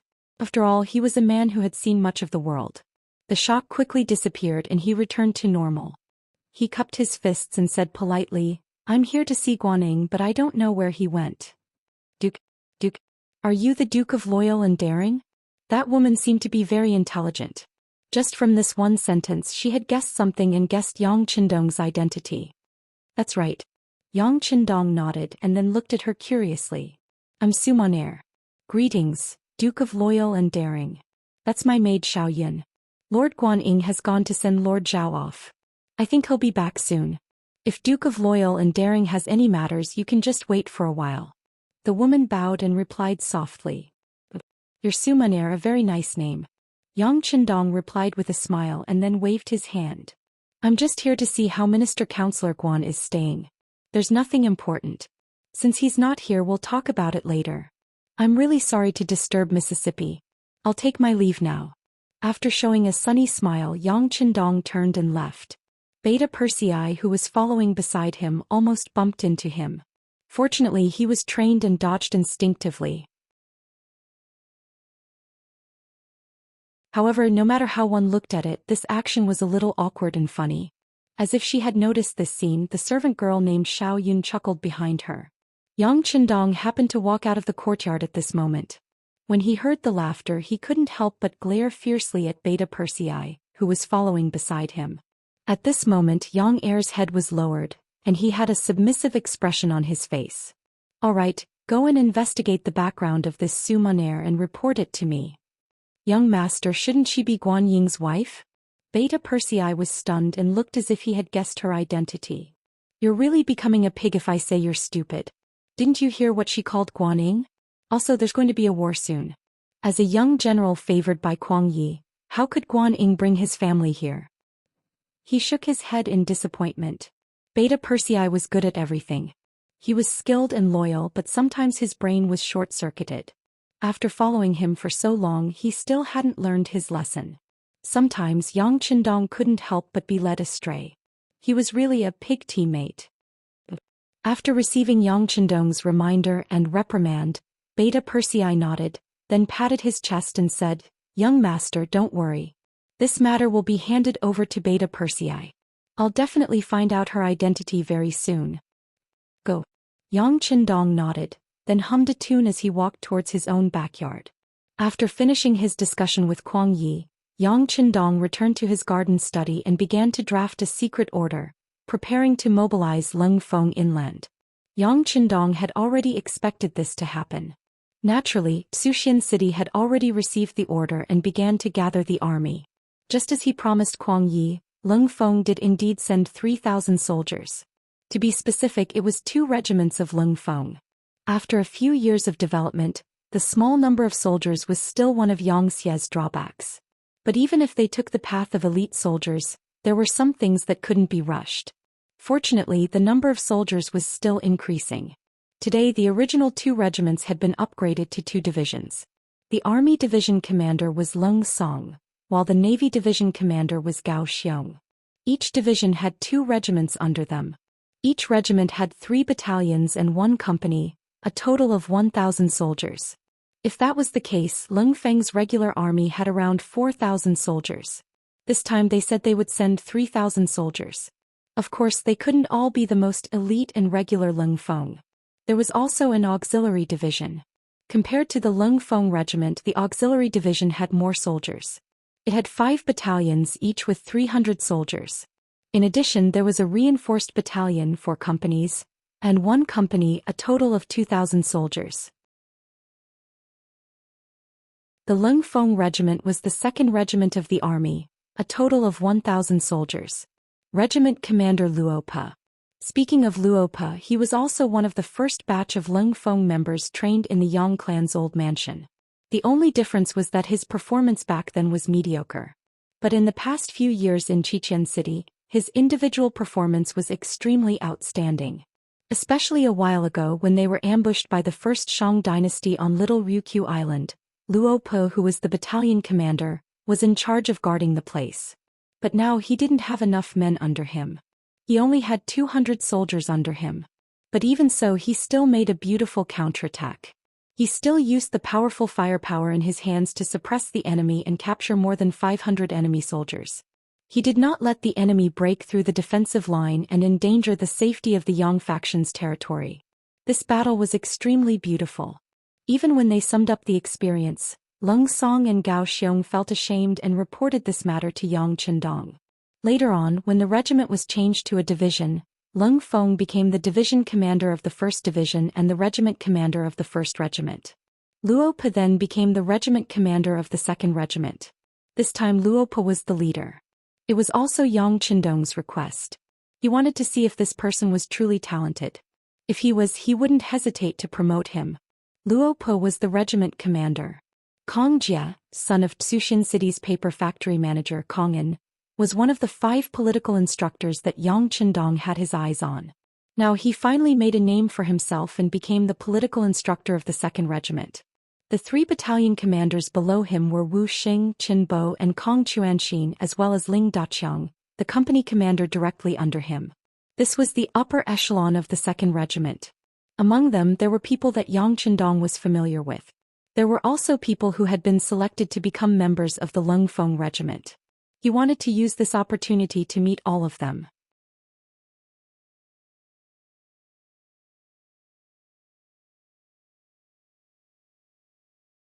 Chapter 353.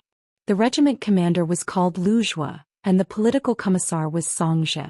They were people who joined Leng Feng later on, and it was said that they were all really capable. This time they led 2,000 men to participate in the war, which was also a form of training. The so-called men were people who were prepared to take part in the test of Leng Feng. In terms of overall strength, they were naturally not as strong as Leng Feng, who had passed the test.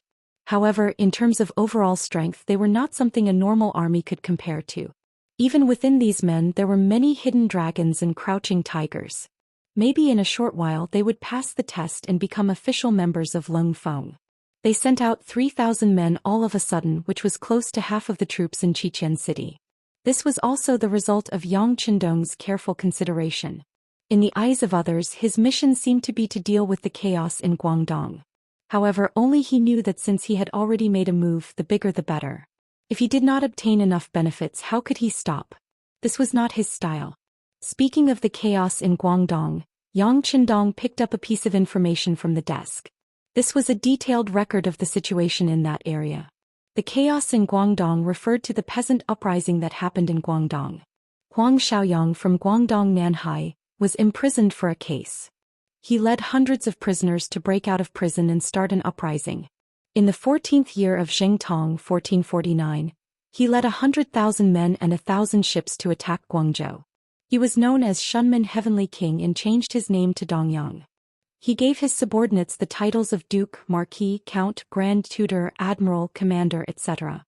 The uprising army attacked Guangzhou for 8 months. In the 3rd month of the following year, 1450, Imperial censor Yang Xingmin took charge and forced the uprising army to slow down their attacks. In the 5th month, Admiral Dong Xing used the chance to move troops from Jiangxi and Guang to suppress.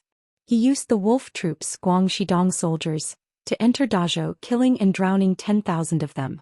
Huang Xiao was raised by a stray arrow and sacrificed himself. The imperial army presented his head as a sacrifice, and captured his father and eldest son. The remaining troops retreated to Daliang Castle, using the terrain to fight the army. After they lost, they continued to fight along the ocean. In history, the Great Ming Dynasty was still united and it was not split into the north and south. The chaos in Guangdong was slowly suppressed by the Great Ming Dynasty. But in this life, because of Yang Qindong's unexpected intervention, Zhou Xian did not become a captive, nor did he become the retired emperor. He was imprisoned in the Nangong Palace, and instead came to Nanjing to establish the Southern Ming Dynasty. This change further weakened the military strength of the Southern Ming Empire. With the rebellion of the king of Min Zhuang Zhou Xian, and the unexpected invasion of the Jiaoji army, the situation in the southern land became very difficult. In order to solve this problem, Ingsek's Zhou Xian ordered the various prefectures' armies to suppress them.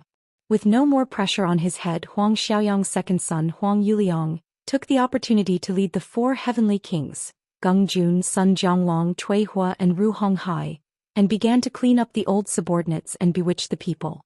In a short period of time the troops grew larger and larger. They actually successively conquered Laizhou, Gaozhou, Xuanzhou and Wuzhou. Now they were attacking Zhaoqing Prefecture, which greatly threatened the safety of Guangdong's capital, Guangzhou Prefecture. During this period of time, the southern Ming Empire also sent out troops to encircle and suppress them. The most typical example was the Guanghai Guards that protected Guangdong. Although this seemingly powerful Guanghai Guard had 5,600 soldiers, Huang Yuliang's men had infiltrated them before the battle, and he had spent a large sum of money to bribe some of the high-ranking officials. As a result, at the start of the battle, their battle plans were frequently leaked, and they were ultimately defeated and scattered by the combined efforts of both inside and outside. The defeat of the Guanghai Guards fueled Huang Yuliang's ambition, and there were no stronger Ming Empire troops around to fight against him. They could only rely on the Qianhu Guards in the nearby prefectures to barely hold on. However, after the battle they would be heavily surrounded and in the end they would be defeated. After all these, the situation in Guangdong became even more dangerous. Once the Guangzhou Prefecture was taken down, it would announce the fall of the entire Guangdong, which would eventually affect the nearby cities. Once he continued to move southwest, he would probably join forces with Zhu Huihua. If that was the case, they would cooperate with each other and the southern Ming army would be caught in a pincer attack. If that was the case, the southern Ming Empire would be in danger. In order to quickly resolve the southern Ming Empire's crisis, Yingzong listened to Empress Qian and asked Yang Qindong to come out. He wanted to quickly resolve the matter in Guangdong so that the southern Ming Empire could focus on dealing with Zhou Xian, suppress the rebellion and accumulate national strength. Looking at the information that stated that Huang Yuliang had over 200,000 soldiers, Yang Qindong threw the information onto the table. What 200,000? That was including the civilians that he had threatened. In reality, the army that he could use should be no more than 20,000 people. Moreover, most of them were people who could only fight battles that went smoothly. Once they encountered a strong army, they would probably kneel down and surrender after a single exchange. Yang Qindong naturally wouldn't put such an opponent in his eyes. All he was thinking about was how to gain more benefits from it. The south had been rich since ancient times. Although Guangdong had forbidden the sea, it had not been that long and there were still many rich people. Among them, there was no lack of families that were as rich as a country. They usually had many connections that could ensure the safety of their family business, and the imperial court could not do anything to them. However, in the eyes of the rebels, these families were the best. They did not care about your identity or what kind of connections you had. They only knew that you were someone who would rob if you had money. Taking advantage of these chaotic times to steal their wealth was the best opportunity. Yang Qindong had his eyes on them, so how could he let them go? Thinking that once he obtained the wealth of these families in Guangdong, he would be able to further develop Qiqian City. Yang Qindong's face revealed a brilliant smile. Just as he was in a good mood, Beta Persei's thunderous voice came from outside the study. "Young master, Guan Ying requests to see you." "Oh, let him wait in the side hall." Yang Qindong put away the smile on his face as if performing a magic trick. His face became much more normal. Only then did he walk out of the study unhurriedly, heading towards the side hall. In the side hall, Guan Ying did not wear his official robes, but changed into a military general's armor, looking majestic. When he saw Yang Qindong, who was dressed in green, step in, he immediately lowered his head and cupped his fists in greeting. Guan Ying greets the imperial envoy. The so-called imperial envoy was not necessarily a high-ranking official. It was just a special title appointed by the emperor when he went to a place to do things. When he was an imperial envoy, he did have the power to do things as he pleased, and for this he looked quite powerful. Even the political envoy, equivalent to the current position of provincial governor, of the various regions had to listen to his orders. However, once he returned to the court and was removed from this position, he would be reinstated. His power would be greatly reduced and he would become ordinary and normal again. There were even some imperial envoys who, because they had too much power and offended too many people, would be impeached by the other officials once they were removed from their power. In the end, it was normal for them to not have a good ending. Thus, from a certain perspective, the imperial envoy's job was not easy. Guan Ying's respectful greeting was also for the position of imperial envoy. It did not seem like he respected Yang Qindong very much. Of course, Yang Qindong was aware of this. However, compared to other people, Yang Qindong did not care about the Southern Ming court at all. Thus, even if he were to one day be removed from his position as imperial envoy, it would not affect him much. All he wanted was superficial respect and temporary respect, and that was enough. Thus, facing Guan Ying's greeting, he nodded lightly. Can I call you General Guan in the future? In that case, I like this title very much. Guan Ying raised his head after hearing this and revealed a kind smile. Good General Guan. Since it is like this, we will be working together for a period of time in the future. I hope you will not be stingy with your guidance. Yang Qindong also nodded with satisfaction. He liked officials who were practical. On the other hand, those who opened their mouths and spoke of the emperor's boundless kindness and the righteousness of the world were mostly armchair strategists. He did not believe that such people were very capable. Yang Qindong's politeness fell into Guan Ying's ears. He immediately replied politely, Imperial envoy is joking. However, if there is anything you need my cooperation with, just tell me. Good. Since it is like this, I will have to trouble General Guan to organize the specific situation of Guangdong and the information of the local officials and send it to me. I need to understand them further so that I can make judgments. Yang Qindong immediately said without any trace of politeness. Although the Security Bureau had its own intelligence system, under his orders, they had long begun to pay attention to the development of the situation in Guangdong. Furthermore, there were already people who had infiltrated the chaotic army. However, since it was intelligence, of course, the more the better. They could also make comparisons at crucial times. Guan Ying had long prepared for Yang Qindong's request. This was also the order of Guangye minister before he left. It was that he could report to Yang Qindong in detail if there was anything related to Guangdong. Since Yingzong had chosen Yang Qindong as the main general, then naturally, everything had to be done in cooperation. Thinking of this, Guan Ying once again cupped his hands and replied, Please be at ease, Imperial Envoy. I will go back and organize the information and try to send the things you want as soon as possible. And then you can go. Yang Qindong nodded and began to send him off. However, Guan Ying didn't intend to leave immediately. Instead, he lowered his head and pondered for a while before saying, Duke of Loyalty and Courage, there is a woman in my courtyard who admires Duke's talent very much. Please let me report to her.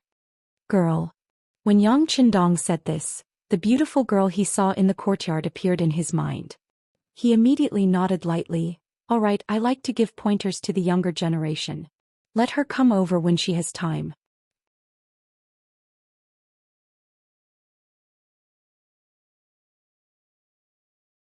Chapter 354.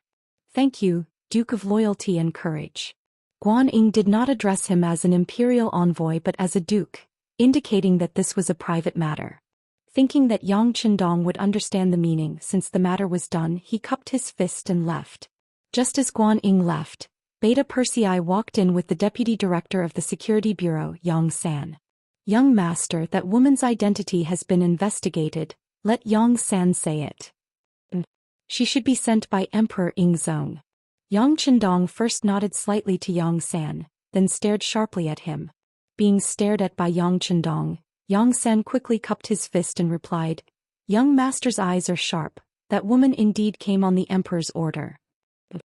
Hearing that he had guessed correctly, Yang Qindong couldn't help but laugh, then said, It seems that after young master I married 4 beautiful wives. I'm afraid that everyone in the world thinks that I'm a womanizer. It's also rare that the dignified Emperor Yingzong would cater to my liking. Forget it, tell me her true identity.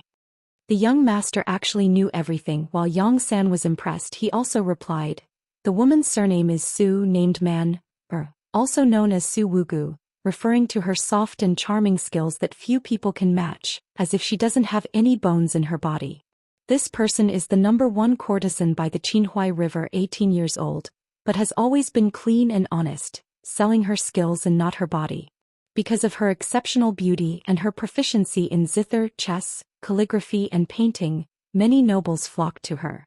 Even the current emperor of the southern Ming dynasty was tempted by her. However, due to the rumors, he didn't take any action. This time it was Minister Kuangye who invited her here under the emperor's order. As for the reason, it still needs to be investigated in detail. To be able to get such detailed information in such a short time, it is enough to show the powerful ability of the Security Bureau. Yang Qindong was also very satisfied with this. Well done.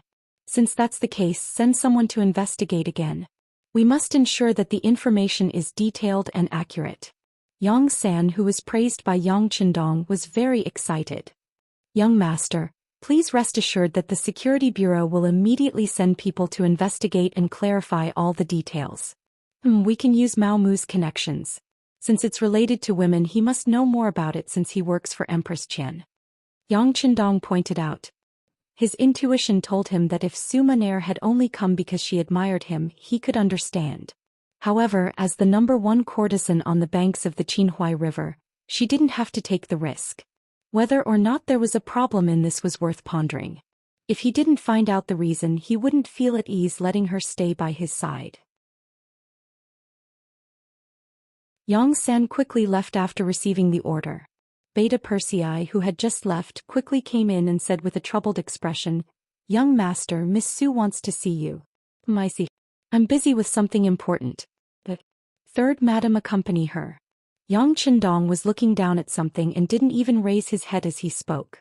In the backyard of the Yang family's old house, third Madame Shui went to see Su Maner after receiving Beta Persei's report. Not to mention that they were all courtesans, they had a lot in common.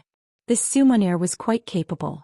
It didn't take long for her to attract bursts of laughter from Madame Shui. Such laughter alarmed first Madame Hu Yan. She learned the identity of the visitor from her personal maid, Shaoqing. After thinking about it, she went to the study and saw Yang Qindong. Sixth brother. Hu Yan appeared.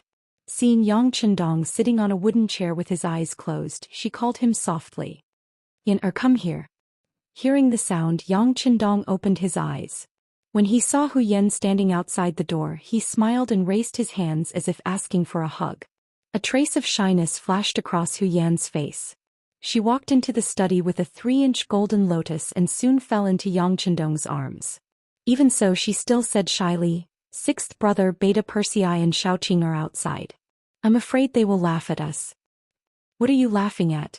You're my wife and I'm your husband. It's natural for us to love each other as husband and wife. There's no need to care so much," Yang Qindong said indifferently. After picking up Hu Yan, he frowned slightly. "Why have you lost weight again? Are you not satisfied with the food?" "Alas, the southern food is good, but it's too bland." "No, it's very good. I like these bland foods." Hu Yan shook her head quickly. She was born in the Hu family.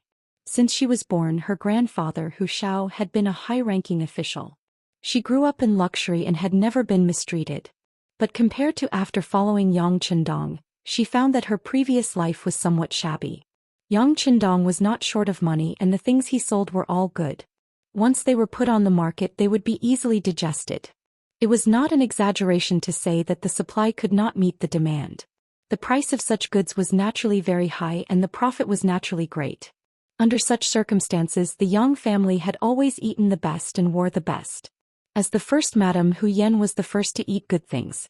It was really much better than what she ate when she was a girl in the Hu residence. Hu Yan was very satisfied. When Yang Qindong complained that he was not satisfied with the food, she said those words. But since Yang Qindong said so, how could she easily change her mind because of the words of others? Well, Lulang didn't say that the southern food is bad. He was just afraid that you are not used to it after living in the north for a long time. How about this? We really have nothing to do in the afternoon. Why don't we barbecue by ourselves? In this way we can add ingredients according to each person's appetite. Won't everyone be satisfied? Speaking of which, Yang Qindong had not barbecued with them for a long time. Hu Yan really missed it. Of course, the delicious food was a part of it, but more importantly, she would have the opportunity to work with Yang Qindong and improve their relationship. She immediately nodded in agreement. "It's good. Then this concubine will have someone arrange it. By the way, do you want to call Miss Su together?" No need. Yang Chendong said with a normal expression, this is just our family's activity. There's no need to disturb any outsiders. When Hu Yan answered, her expression was very natural, but her eyes were much brighter, as if she had put down something. Hu Yan left. When she left, her footsteps were obviously much lighter. Yang Chendong saw all of this. He knew that no woman was willing to share the man she liked with other women. No matter how magnanimous she was and how nice her words were, when it really happened, there would still be a trace of resistance and unwillingness in her heart. Thinking of this, although Su Maner was indeed unbelievably beautiful, Yang Chendong still lost some interest. When he had many women, he realized that the thought was the most important. As for women, how many was enough? How many was enough to satisfy one? Hu Yan left happily. Then, as the wife of the family head, she began to take care of the barbecue in the afternoon. As the number one cook Yang Chendong had used for many years, Ichioer was naturally the main force. This time she had also returned to Jianing Mansion from the capital. At this moment she began to prepare all kinds of ingredients and condiments. Not long after, fourth brother Yang Yang also rushed over after hearing the news. When he was in the capital, he had been lucky enough to participate in the barbecue once and found it very interesting. Now that he had another chance, how could he let it go? He immediately rolled up his arms and sleeves, indicating that he was going to do something. Since Master Yang Si was here, third Madame Shui naturally had to show up. After hearing the news from the maid Xiaowei, she found an excuse to ask Su Maner to leave. As soon as she entered the backyard, she saw Hu Yan, who was busy directing the crowd from afar. She called her sister and came over. As soon as Hu Yan saw Madame Shui, she blinked twice and asked as if there was a hidden meaning in her words. Sister, you're here. By the way, where is Miss Su? Madame Shui naturally knew that Hu Yan was testing her, so she answered with a smile. I told her that I was tired, so she sensibly left. By the way, what did my husband mean? As she spoke, she pointed in the direction of the study with her slender finger. He didn't mean anything. It's just that when I asked if we should invite Miss Su to barbecue together, Lulang said that this was a family matter and there was no need to invite outsiders. When Hu Yan said the last sentence, she was already smiling like a beautiful woman. Sister, you're amazing. Madame Shui secretly praised her sister after hearing this. The so-called amazing naturally referred to Hu Yan's testing. It was just a simple question which would not reveal anything, but she did get the answer she wanted. At least, Miss Su would not have the opportunity to become their sister for the time being. While the two women were whispering here, Yang Si had been driven out of the kitchen by Ichioer and the others. Important place. The reason was naturally because not only could he not be of any help, he would only cause trouble. However, he did not care about this. Instead, he asked where sixth brother was and hurried over. Yang Chendong was about to go from the study to the inner courtyard when he saw his brother. He said with a smile, Fourth brother, why are you so travel-worn? Did you fall in love with a good person or something else? Good person naturally referred to beautiful women and something else referred to interesting things. This time, Yang Chendong followed Yang Chendong back to the Yang family's old mansion. Nominally, he was returning to his hometown to pay respects to his ancestors, but in reality he was going on a sightseeing tour. After leaving the shackles of the capital, he who was originally a hedonistic young master, received the support of Yang Chendong and spent a lot of money to get many things he liked, including some beauties and rare objects. Regarding this, Yang Chendong didn't have the slightest intention to stop it. Since it was his own elder brother, why not spend some money to make him happy? Moreover, his fourth brother had always been on his side, which was rare. He should cherish and keep it.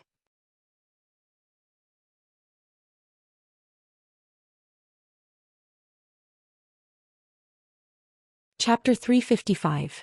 After being praised by Yang Chendong as a good person, Yang Yang immediately laughed in embarrassment. It was true that he was fourth brother and in terms of age he was much older than Yang Chendong. However, it was as if he had not grown up yet. He liked to show all his thoughts on his face.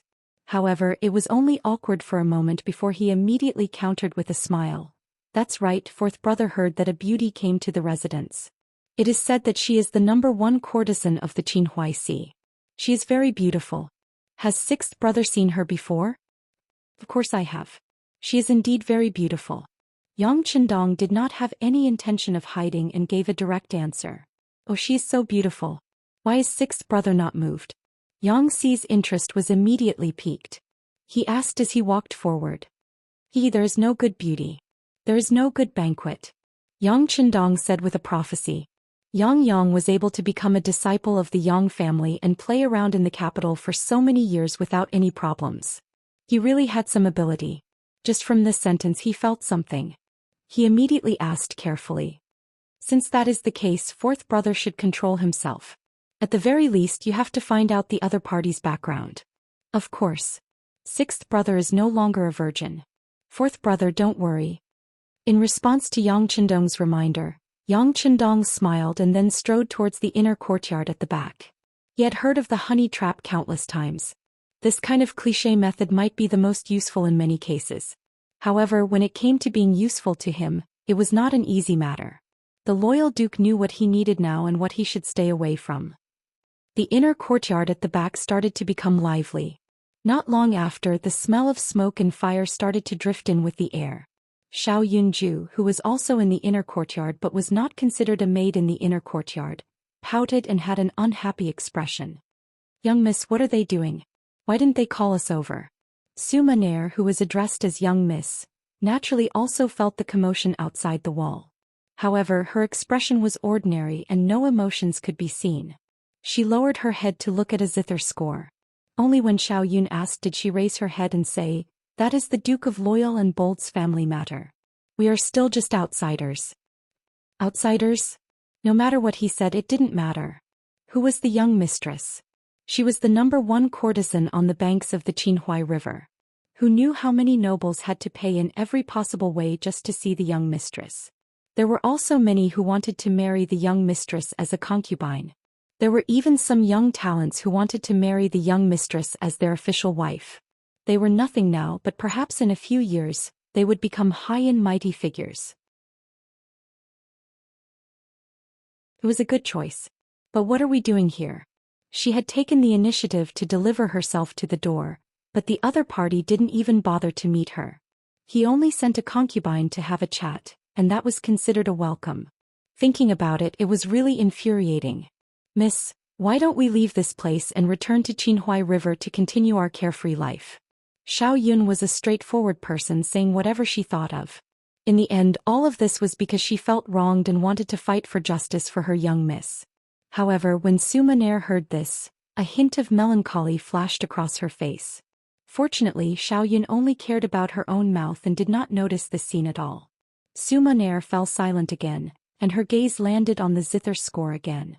Seeing that her young miss had no intention of being moved, Xiao Yun could only mumble for a while and shut her mouth again. Suma Nair's matter was just a spice in life. When Yang Chendong decided not to meet her for the time being before he had a clear understanding of her background, she was like air. Other than occasionally paying respects to First Madame Hu Yan and discussing her skills with Third Madame Shui, she stayed in the Yang family's side courtyard quite quietly. In the blink of an eye, half a month had passed. The Leng Feng army had already disembarked from Fuzhou Prefecture. According to Yang Chendong's instructions, they did not turn to Jianing. Instead, they headed straight for Jiangxi's Ganzhou to meet up. Yang Chendong also left Jianing Prefecture the day after he received the news and headed straight for Ganzhou. The ancestral worship seemed to have come to an end. When Yang Chendong left the Yang family's old mansion, other than the old housekeeper Yang Hai, who stayed behind to preside over the overall situation, fourth brother Yang also stayed behind. This was Yang's request and Yang Chendong's tacit approval. The situation on the battlefield was ever-changing. Even with the most advanced firearms, Yang Chendong did not dare to say that he would win every battle without any danger. If he brought fourth brother with him, if something happened, how would he answer to the Yang family? It was safer to stay in Jianing. As for whether it was safe to stay here, as long as Yang Chendong was on the front lines and the war was going smoothly, no one would make things difficult for him. Who would do such a thankless task that would offend others? Not only that, the Nanming Empire would probably focus on protecting his safety. Other than fourth brother Yang, everyone else, including the two madams, followed him out of Jianing and headed straight for Ganzhou. This naturally included General Guan Ying and Suma Nair, who were allowed to follow the army. After the large group of people left the city, They traveled quickly along the road. Their speed was not slow at all. Yang Qindong sat in the luxurious carriage in the center and did not show his face. Su Monair wanted to strike up a conversation with him several times but did not manage to catch a glimpse of him. From Su Monair's point of view, this Duke of Loyalty was really mysterious. She had been here for more than 10 days, but she had only seen his back view from afar. It was so difficult for her to see this person as if she was seeing the emperor. All these changes lasted until they reached the outskirts of Guangzhou City. Finally, Su Monair, who was sitting in the carriage, could see Yang Qindong's true appearance. It was a rainy and gloomy day. In this kind of weather, people should be hiding in their houses. Even if they were rushing, they should be hiding in their carriages. Soldiers should be hiding in their barracks. However, this was not the case at the outskirts of Guangzhou City. Looking from afar, a green wall that was as tall as a person appeared in front of her. It was not affected by the rain outside at all. The green wall that appeared from afar was Xianxia's new army of 3,000 soldiers. Among them, 1,000 were the elite 2nd Battalion of the Cold Front. 2,000 were the 1st Battalion of the Auxiliary Battalion, whose combat strength was slightly lower but whose overall quality was much higher than the ordinary Ming army. Lung Feng was still dressed the same as before. He was wearing a green camouflage uniform with a beret on his head and military boots on his feet. From afar he looked majestic and valiant. The Auxiliary Battalion wore a more ordinary green uniform for training. They did not have any standard military ranks. Even so, when 2,000 people stood together neatly, it still gave off a very majestic feeling. Among them, many people were holding back their energy, thinking that they could change into a more spirited camouflage uniform and become a true member of the Cold Front. This comparison was purposely arranged by Yang Qindong. The Cold Front was suppressing the Auxiliary Battalion everywhere. This was equivalent to encouraging everyone. If they wanted to receive better treatment and more respect, they had to rely on their own efforts to achieve it. The sudden appearance of the 3,000 Cold Front was waiting for their master, the young master Yang Qindong, to inspect them. Once they entered Xianxia, even if they were the lowest level of Auxiliary Battalion, they still needed to train their formation. This was so that one day the 6th young master could inspect them and prove themselves. Now that the main character had finally appeared, everyone stood up with 200% of their spirit. Even if it was drizzling, it would not be able to stop their passion from radiating in all directions. The Cold Front was right in front of them, waiting to be inspected. As their master, Yang Qindong had to appear. Therefore he walked out of the luxurious carriage and pushed away Tiger's Mane, who was about to hold an umbrella for him. Dressed in green, he walked with steady steps towards the Cold Front.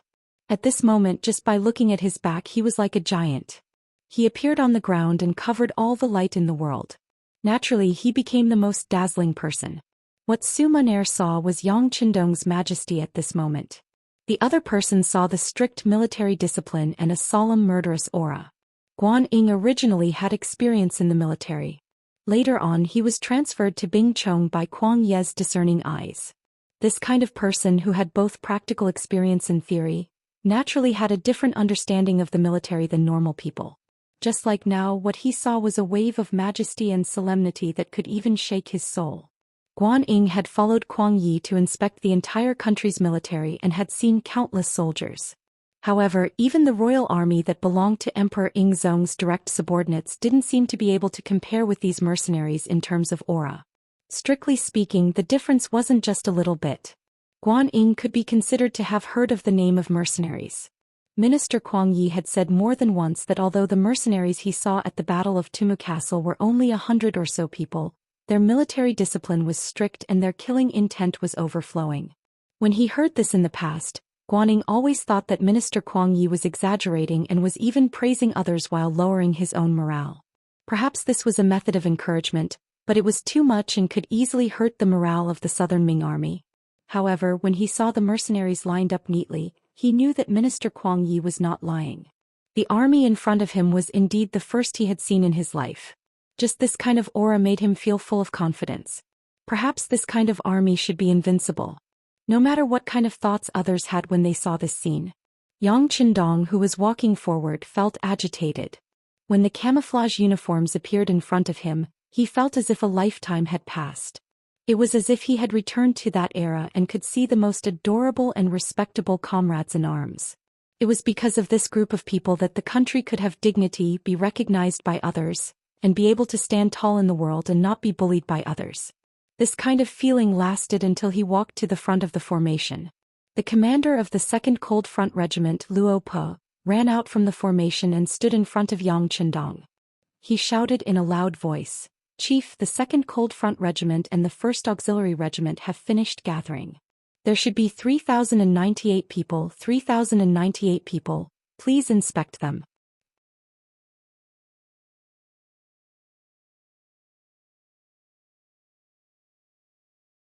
Chapter 356. The loud and impassioned voice was like a waterfall that soared into the sky. At this moment not only were the 3,000 soldiers standing upright, even Tiger's Mane, Beta Persei, Wuxia, and the other elites of the Cold Front who were watching all this from afar stood upright. They looked like they were about to be inspected by Yang Chendong. "Please be at ease." Yang Chendong's heartbeat quickened, but he tried his best to maintain a calm expression. "Yes, sir." Luo Po saluted again, then turned around and ran back to the formation. He stood beside the political commissar of the 2nd Regiment, Kong Jia, and looked at Yang Chendong in front of him. Their 6th young master was also the founder of Xianxia's new army. He was also their leader and spiritual pillar. To become a member of the Cold Front, one had to go through the recognition of loyalty. What was loyalty? It was to be loyal to the 6th young master. In this aspect, the political instructors did a good job. Their usual propaganda was also on point. They used an almost brainwashing method to make everyone understand that the reason why they could have such good equipment, such good military discipline, such a good life, and such a beautiful and limitless future was all thanks to the support and contributions of the 6th young master. The 6th young master had done so much for them, so what should they do to thank him? Shouldn't he perform well and prove his strength with his actions? Should he prove that the 6th young master didn't misjudge him? At the same time, he should use his actions to fight for more glory and protect this hard-won happiness for himself and his future descendants. It was precisely because of this kind of teaching that Yang Chendong was gradually regarded as the incarnation of God. As long as it was the Cold Front, no one would not respect him and thank him. And today this legendary figure was standing in front of them. How could they not be excited? How could they not be excited? After the order to be at ease, the 3,000 soldiers raised their left feet in unison. Then Yang Chendong walked to the front of the 3,000 people in a few strides. Dressed in green, he looked a little frail, especially under the drizzle. He looked a little haggard. However, when the person standing there was Yang Chendong, everything changed. When he opened his mouth and said, "Comrades, thank you for your hard work," the 3,000 soldiers replied in unison, "We serve the people." "Good. I have seen your performance. I am very happy and even a little excited." Yang Chendong raised his right hand, and the 3,000 Xianxia soldiers quieted down again. At this moment, only Yang Chendong's voice could be heard in the drizzle. "You guys are the most outstanding, Cold Front. You guys are also the strongest mercenary army in the world. You guys have the strictest training and the strongest weapons in the world. This means that you guys are now and will always be the strongest army. In the future, your children and grandchildren will be proud of you. Today, the heroic sect of the Southern Ming Dynasty invited us to help them quell the rebellion because they saw your abilities. Only those who have fought 100 battles can be called elite soldiers. Next, you will face real battles and you might even face life and death. However, please believe me when I say that as long as you can perform normally and perform well with what you have learned, the winner will definitely be you. Military achievements are right in front of you and glory is right in front of you. Comrades, work hard. I will watch your wonderful performance from the side. Do you have the confidence to defeat the enemy and show our military might?" "Yes, yes, yes." The excited voices continued to reverberate in the air. At this moment, the drizzle stopped as if it was affected by the warrior's passion. The moment the drizzle stopped, Yang Chendong saluted solemnly and ended his speech. In fact, Yang Chendong had a lot to say, so he had to choose some things to say. After all, Guanning was behind him and there were a few great Ming soldiers following him. When the time was not right, he had to endure and hide some things. After he finished speaking, the soldier was also promoted at this moment. The companies of the various battalions began to lead their troops to change directions, opening up a path for the 6th Young Master's convoy to move forward. The commander of the 2nd Regiment Luo Pe and the political commissar Kong Jia, as well as the commander of the 1st Regiment Lu Zhua and the political commissar Song Zhe, quickly ran in front of Yang Qindong as if they were waiting for orders. Yang Qindong, who had been prepared for this, immediately handed a battle order to the political commissar of the 2nd Regiment Kong Jia. This is the next step of the battle. Familiarize yourselves with it first, then strictly carry it out. During this time, the 2nd Battalion of the 2nd Regiment will replace the 1st Battalion to be in charge of the young master's safety. Yes. The 4 regimental commanders saluted in unison and began to make arrangements. Then they waited for the military meeting to begin. At this moment, the great Ming soldiers beside the cold front finally gathered. Guan Ying, who was at the back of the group, also came over. Duke of Loyalty, Guangdong Political Commissioner, and the generals from the surrounding areas are all here. Also, we have new news. Zhaoqing Prefecture has been attacked by the bandits. Zhaoqing General Jiaping has arrived and is waiting for Duke of Loyalty's instructions. Zhaoqing is lost.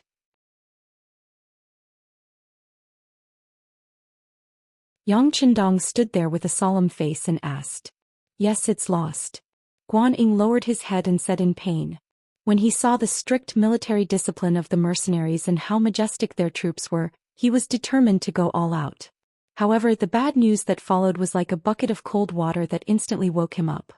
Thinking of his own incompetence and the strength of the mercenaries, this stark contrast made him feel even more ashamed and unable to show his face. All right, gather them here. There are some things that need to be decided.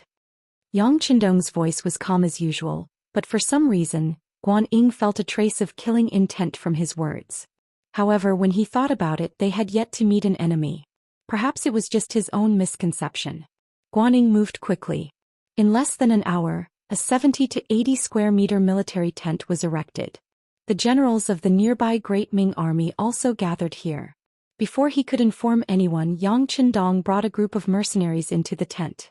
Following Yang Qindong's entrance, the southern Ming generals who were originally chattering immediately shut their mouths. Then they curiously looked at the youngest loyal Duke of the Great Ming dynasty who had just walked in with a fawning expression. The Duke of Loyalty had long been famous, but everything came from hearsay. It was because of hearsay that everyone had their own understanding. Yang Qindong was only in his early 20s, but the hearsay and legend had been criticized by too many people. For example, saving Emperor Yingzong and the 9 important ministers was just a matter of luck. For example, repelling the Walla army was just a matter of Emperor Yingzong hiding his own strength and giving the credit to Yang Qindong. However, all these hearsay and legends seemed unreal after seeing Yang Qindong meet with the mercenaries. Could it be that this young Duke of Loyalty and Courage really had a great ability? The doubt, curiosity, and even speculation in their eyes became more and more intense. Under such gazes, Yang Qindong walked into the tent and sat down on the main seat. The moment he sat down, Hu Mang, who was following beside him, took out the imperial sword bestowed by Emperor Yingzong and held it in his hands. The appearance of the imperial sword caused everyone's eyes to involuntarily focus. What did this action mean? Was it showing his authority? Many people's expressions changed, but there were also some who showed disapproving expressions. Perhaps in their eyes, this action was a sign of cowardice. If you really had authority, why did you need to use the imperial sword to do things? While everyone was guessing, Yang Qindong's gaze fell on Guan Ying, who was standing on the left. General Guan, you can begin. Yes, Lord Imperial Envoy. Guan Ying nodded his head, emphasizing the word, Imperial Envoy.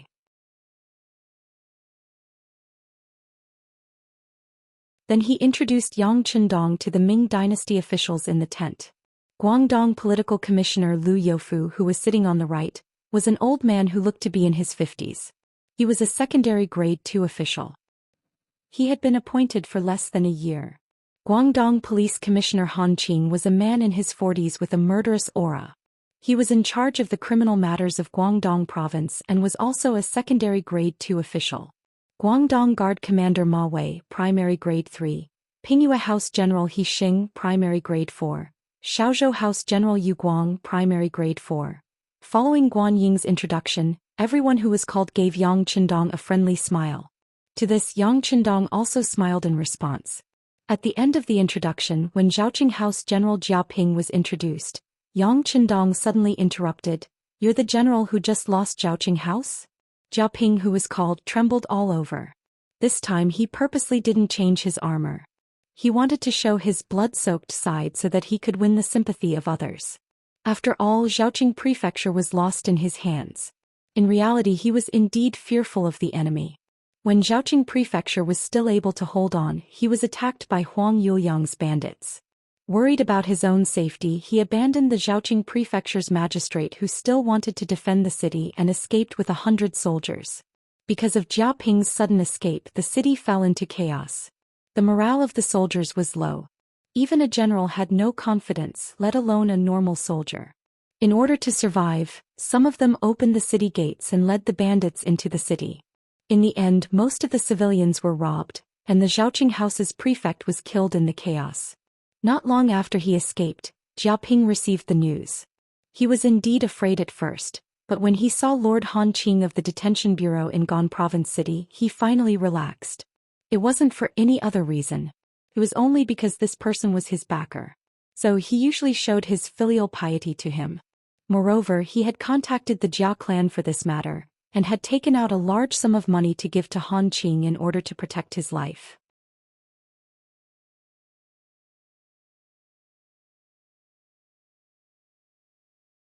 Chapter 357. As the person in charge of all of Guangdong's penal matters, after receiving Jia Ping's filial piety, Han Qing expressed that he would protect his life, but he would have to endure it for a while. When the time was right, he would use him again. Abandoning the city and becoming the general of a defeated army seemed to be a very shameful matter. However, he was not the only one who had lost the city. At least it looked like he had killed enemies while bathed in blood. Based on this, Han Qing had some confidence. He had even greeted the administrative commissioner, Liu Youfu, for this matter. Once the imperial envoy arrived, he would take the opportunity to say a few good words. Presumably, the matter would pass. It was because of this that Jia Ping had the confidence to appear here. After hearing Yang Qindong's words about him, his expression changed. He immediately knelt on the ground. "Sir Imperial Envoy, please understand. I did indeed bravely kill the enemy. However, the situation was like this, so I had no choice but to retreat from the city." With Jia Ping kneeling, the Guangdong Prison Bureau's Han Qing also stepped out from the ranks. General Jia Ping's words are not wrong. This time the bandit army is indeed superior in numbers. We had no choice but to abandon the city. Imperial Envoy, please understand.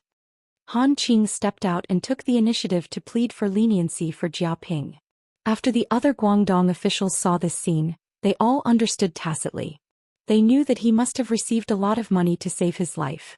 Even if they were fellow officials, shouldn't they also stand out and contribute? If they formed good karma now, presumably there would be benefits in the future. Furthermore, with the idea of dying if the lips and teeth were cold, pleading for leniency for Jia Ping now was equivalent to leaving an extra path of retreat for themselves. Who could guarantee that they would not make a mistake? All of the officials thought this way. At this time, even the Guangdong Administrative Commissioner, the highest-ranking official here, was prepared to step out and speak. As the leader of Guangdong, protecting his subordinates at critical times was one of his responsibilities. Only then could he receive the respect of others and better pass on his ideals and orders. Thus, the atmosphere in the tent became lively. Many people were eager to give it a try. As long as one person stepped out, the others would follow suit and plead for leniency. With the law not punishing the masses, presumably this young imperial envoy could not do anything to them. Everyone was waiting for Liu Youfu to make a move, and even more people's gazes landed on the chief administrator Liu Youfu. However, it was at this moment that the young voice suddenly rang out. "Oh, a loser who lost a city still had a reason? What's more, there were even people pleading for him.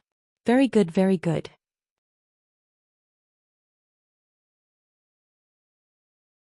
But I wonder if there are any other lords pleading for him? Come, let this duke and this imperial envoy take a look. Let us see how united your Guangdong officials are."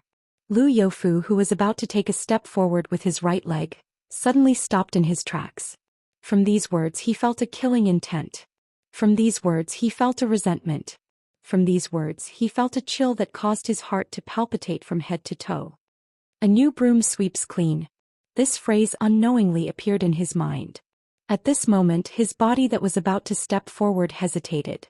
Lu Youfu didn't make any moves, and the other officials naturally watched quietly from the side. On the other hand, after Han Qing heard Yang Qindong's words, he stood there with his neck raised. With an unconvinced expression, he asked, "But what does the imperial envoy mean by this? What does it mean?" "It is not your turn to ask me." In response to Han Qing's interruption, Yang Qindong replied without any trace of politeness. However, his words were all merciless. After these words, Han Qing's expression became very ugly. His face flushed red as if he had been constipated for a long time. What happened next made Han Qing even angrier. He saw Yang Qindong suddenly wave his hand and say to the captain of the first guards, Qiu Vi, and the others guarding the tent door, "Come, take down this criminal Jia Ping who is as cowardly as a mouse, fearful of the enemy like a tiger and incompetent." Yes. Having received the order, Qiu Vi and the others immediately strode over. Among them, two of the cold front guards immediately reached out and pressed down on Jia Ping's shoulders. When the large hands landed like pincers, Jia Ping's expression became pained. He even lost the ability to speak in an instant. To the side, Han Qing was shocked that Jia Ping was suddenly restrained. He suddenly pointed at Yang Qindong behind the main table and said, "You can't do this. Jia Ping's matter has not been concluded yet. How can you punish him for nothing? We are not convinced." Not convinced? As if he had long expected Han Qing to say this, Yang Qindong abruptly stood up from his chair. Based on what Jia Ping said just now, what kind of general situation is this that they had no choice but to retreat from the city? May I ask, where did the general situation come from? What is the general situation he spoke of? Is he referring to the South Ming losing power and about to be destroyed? Yang Qindong's sudden questioning caused Han Qing's expression to change again and again. However, he was worthy of being the head of a province's police division, coming into contact with all types of criminal cases and all types of official infighting matters every day. His reaction was still extremely fast. After just an instant of change in expression, he once again calmed his mind, saying, "You are taking the meaning out of the chapter. That is not what General Jia Ping meant." Meaning?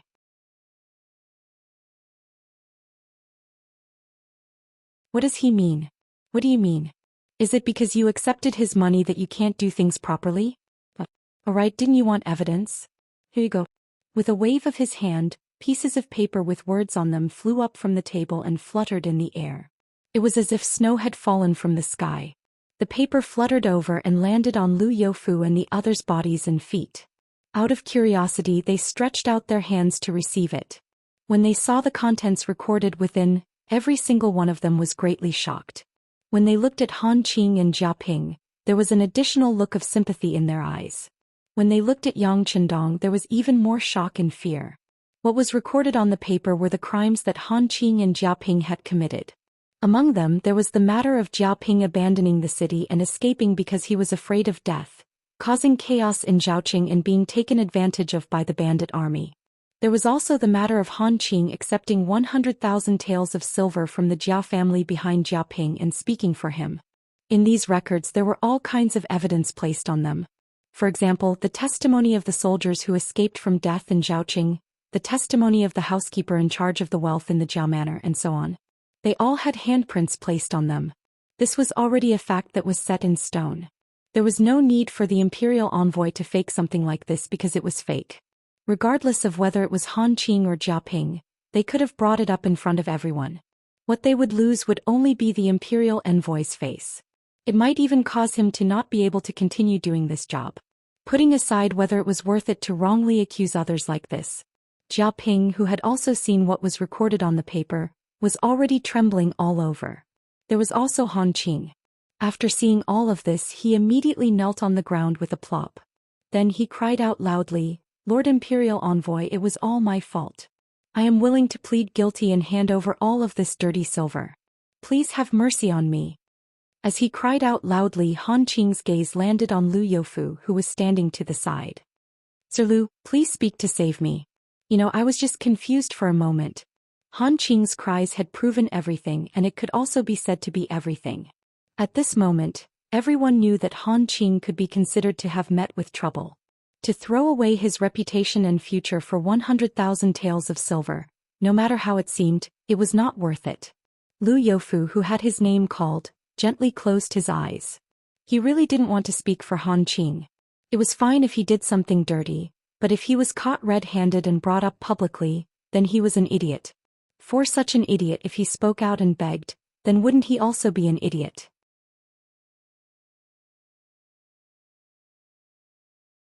However, even though the logic was like this, Liu Youfu had no choice but to reach out. It was not for any other reason than because he had a good personal relationship with Han Qing. After coming to Guangdong for a year, he had received a lot of filial piety. As a result, the two of them had a deep connection to many things. If the other party really met with trouble, if he just stood by and watched, who knew whether or not a mad dog would randomly bite people? Looking at this imperial envoy's methods, if something really happened to offend him, he would probably be finished. Liu Youfu, who didn't want to speak, had no choice but to do so. After a moment of internal struggle, he still had no choice but to step out from the ranks. He cupped his hands toward Yang Chendong and said, "Imperial envoy, I'm afraid this time." Han Qing was also confused for a moment. "Please, on account of his hard work in governing Guangdong, punish him leniently." Punish him leniently? Yang Chendong's gaze stared straight at Liu Youfu. Just this stare made the body of the most powerful man in Guangdong tighten. Although in terms of age it was possible for him to be the other party's grandfather, in terms of aura, he had to admit that Yang Chendong was more dignified and pressuring than all of the young people he had seen. That pair of eyes did not even seem like the eyes of a young person. It seemed to be a pair of aged eyes that had experienced many things. It was as if they could see through anything in the world in an instant. Being questioned, Liu Youfu, whose heart had also been shaken, unconsciously said, "Yes, please be lenient with the imperial envoy. Han Qing's family also has quite a bit of wealth. Presumably, he is willing to donate most of it to provide military supplies for the army to atone for his crime." Using money to buy a crime. This seemed to be something that could only be done in private. Now that Liu Youfu had put it on the table, it seemed very inconceivable. At least for a scholar who had read the books of sages from a young age, it was an extremely shameful thing. However, at this moment, Liu Youfu really didn't know how to speak for Han Qing. This imperial envoy had just arrived. In terms of personal relations, there was nothing at all. He was not an official of the Southern Ming. Even if he found someone to suppress him, it would probably be very difficult. Even if it was really done, Han Qing's head would probably have already fallen to the ground. In order to save himself, he had no choice but to do this. Even when he said these words, his expression was extremely unnatural. It could be seen that he was truly embarrassed by his own words. You're tuning in to the Zhou Xian's Legacy YouTube channel. Don't forget to subscribe and join us on this journey to catch the most captivating stories.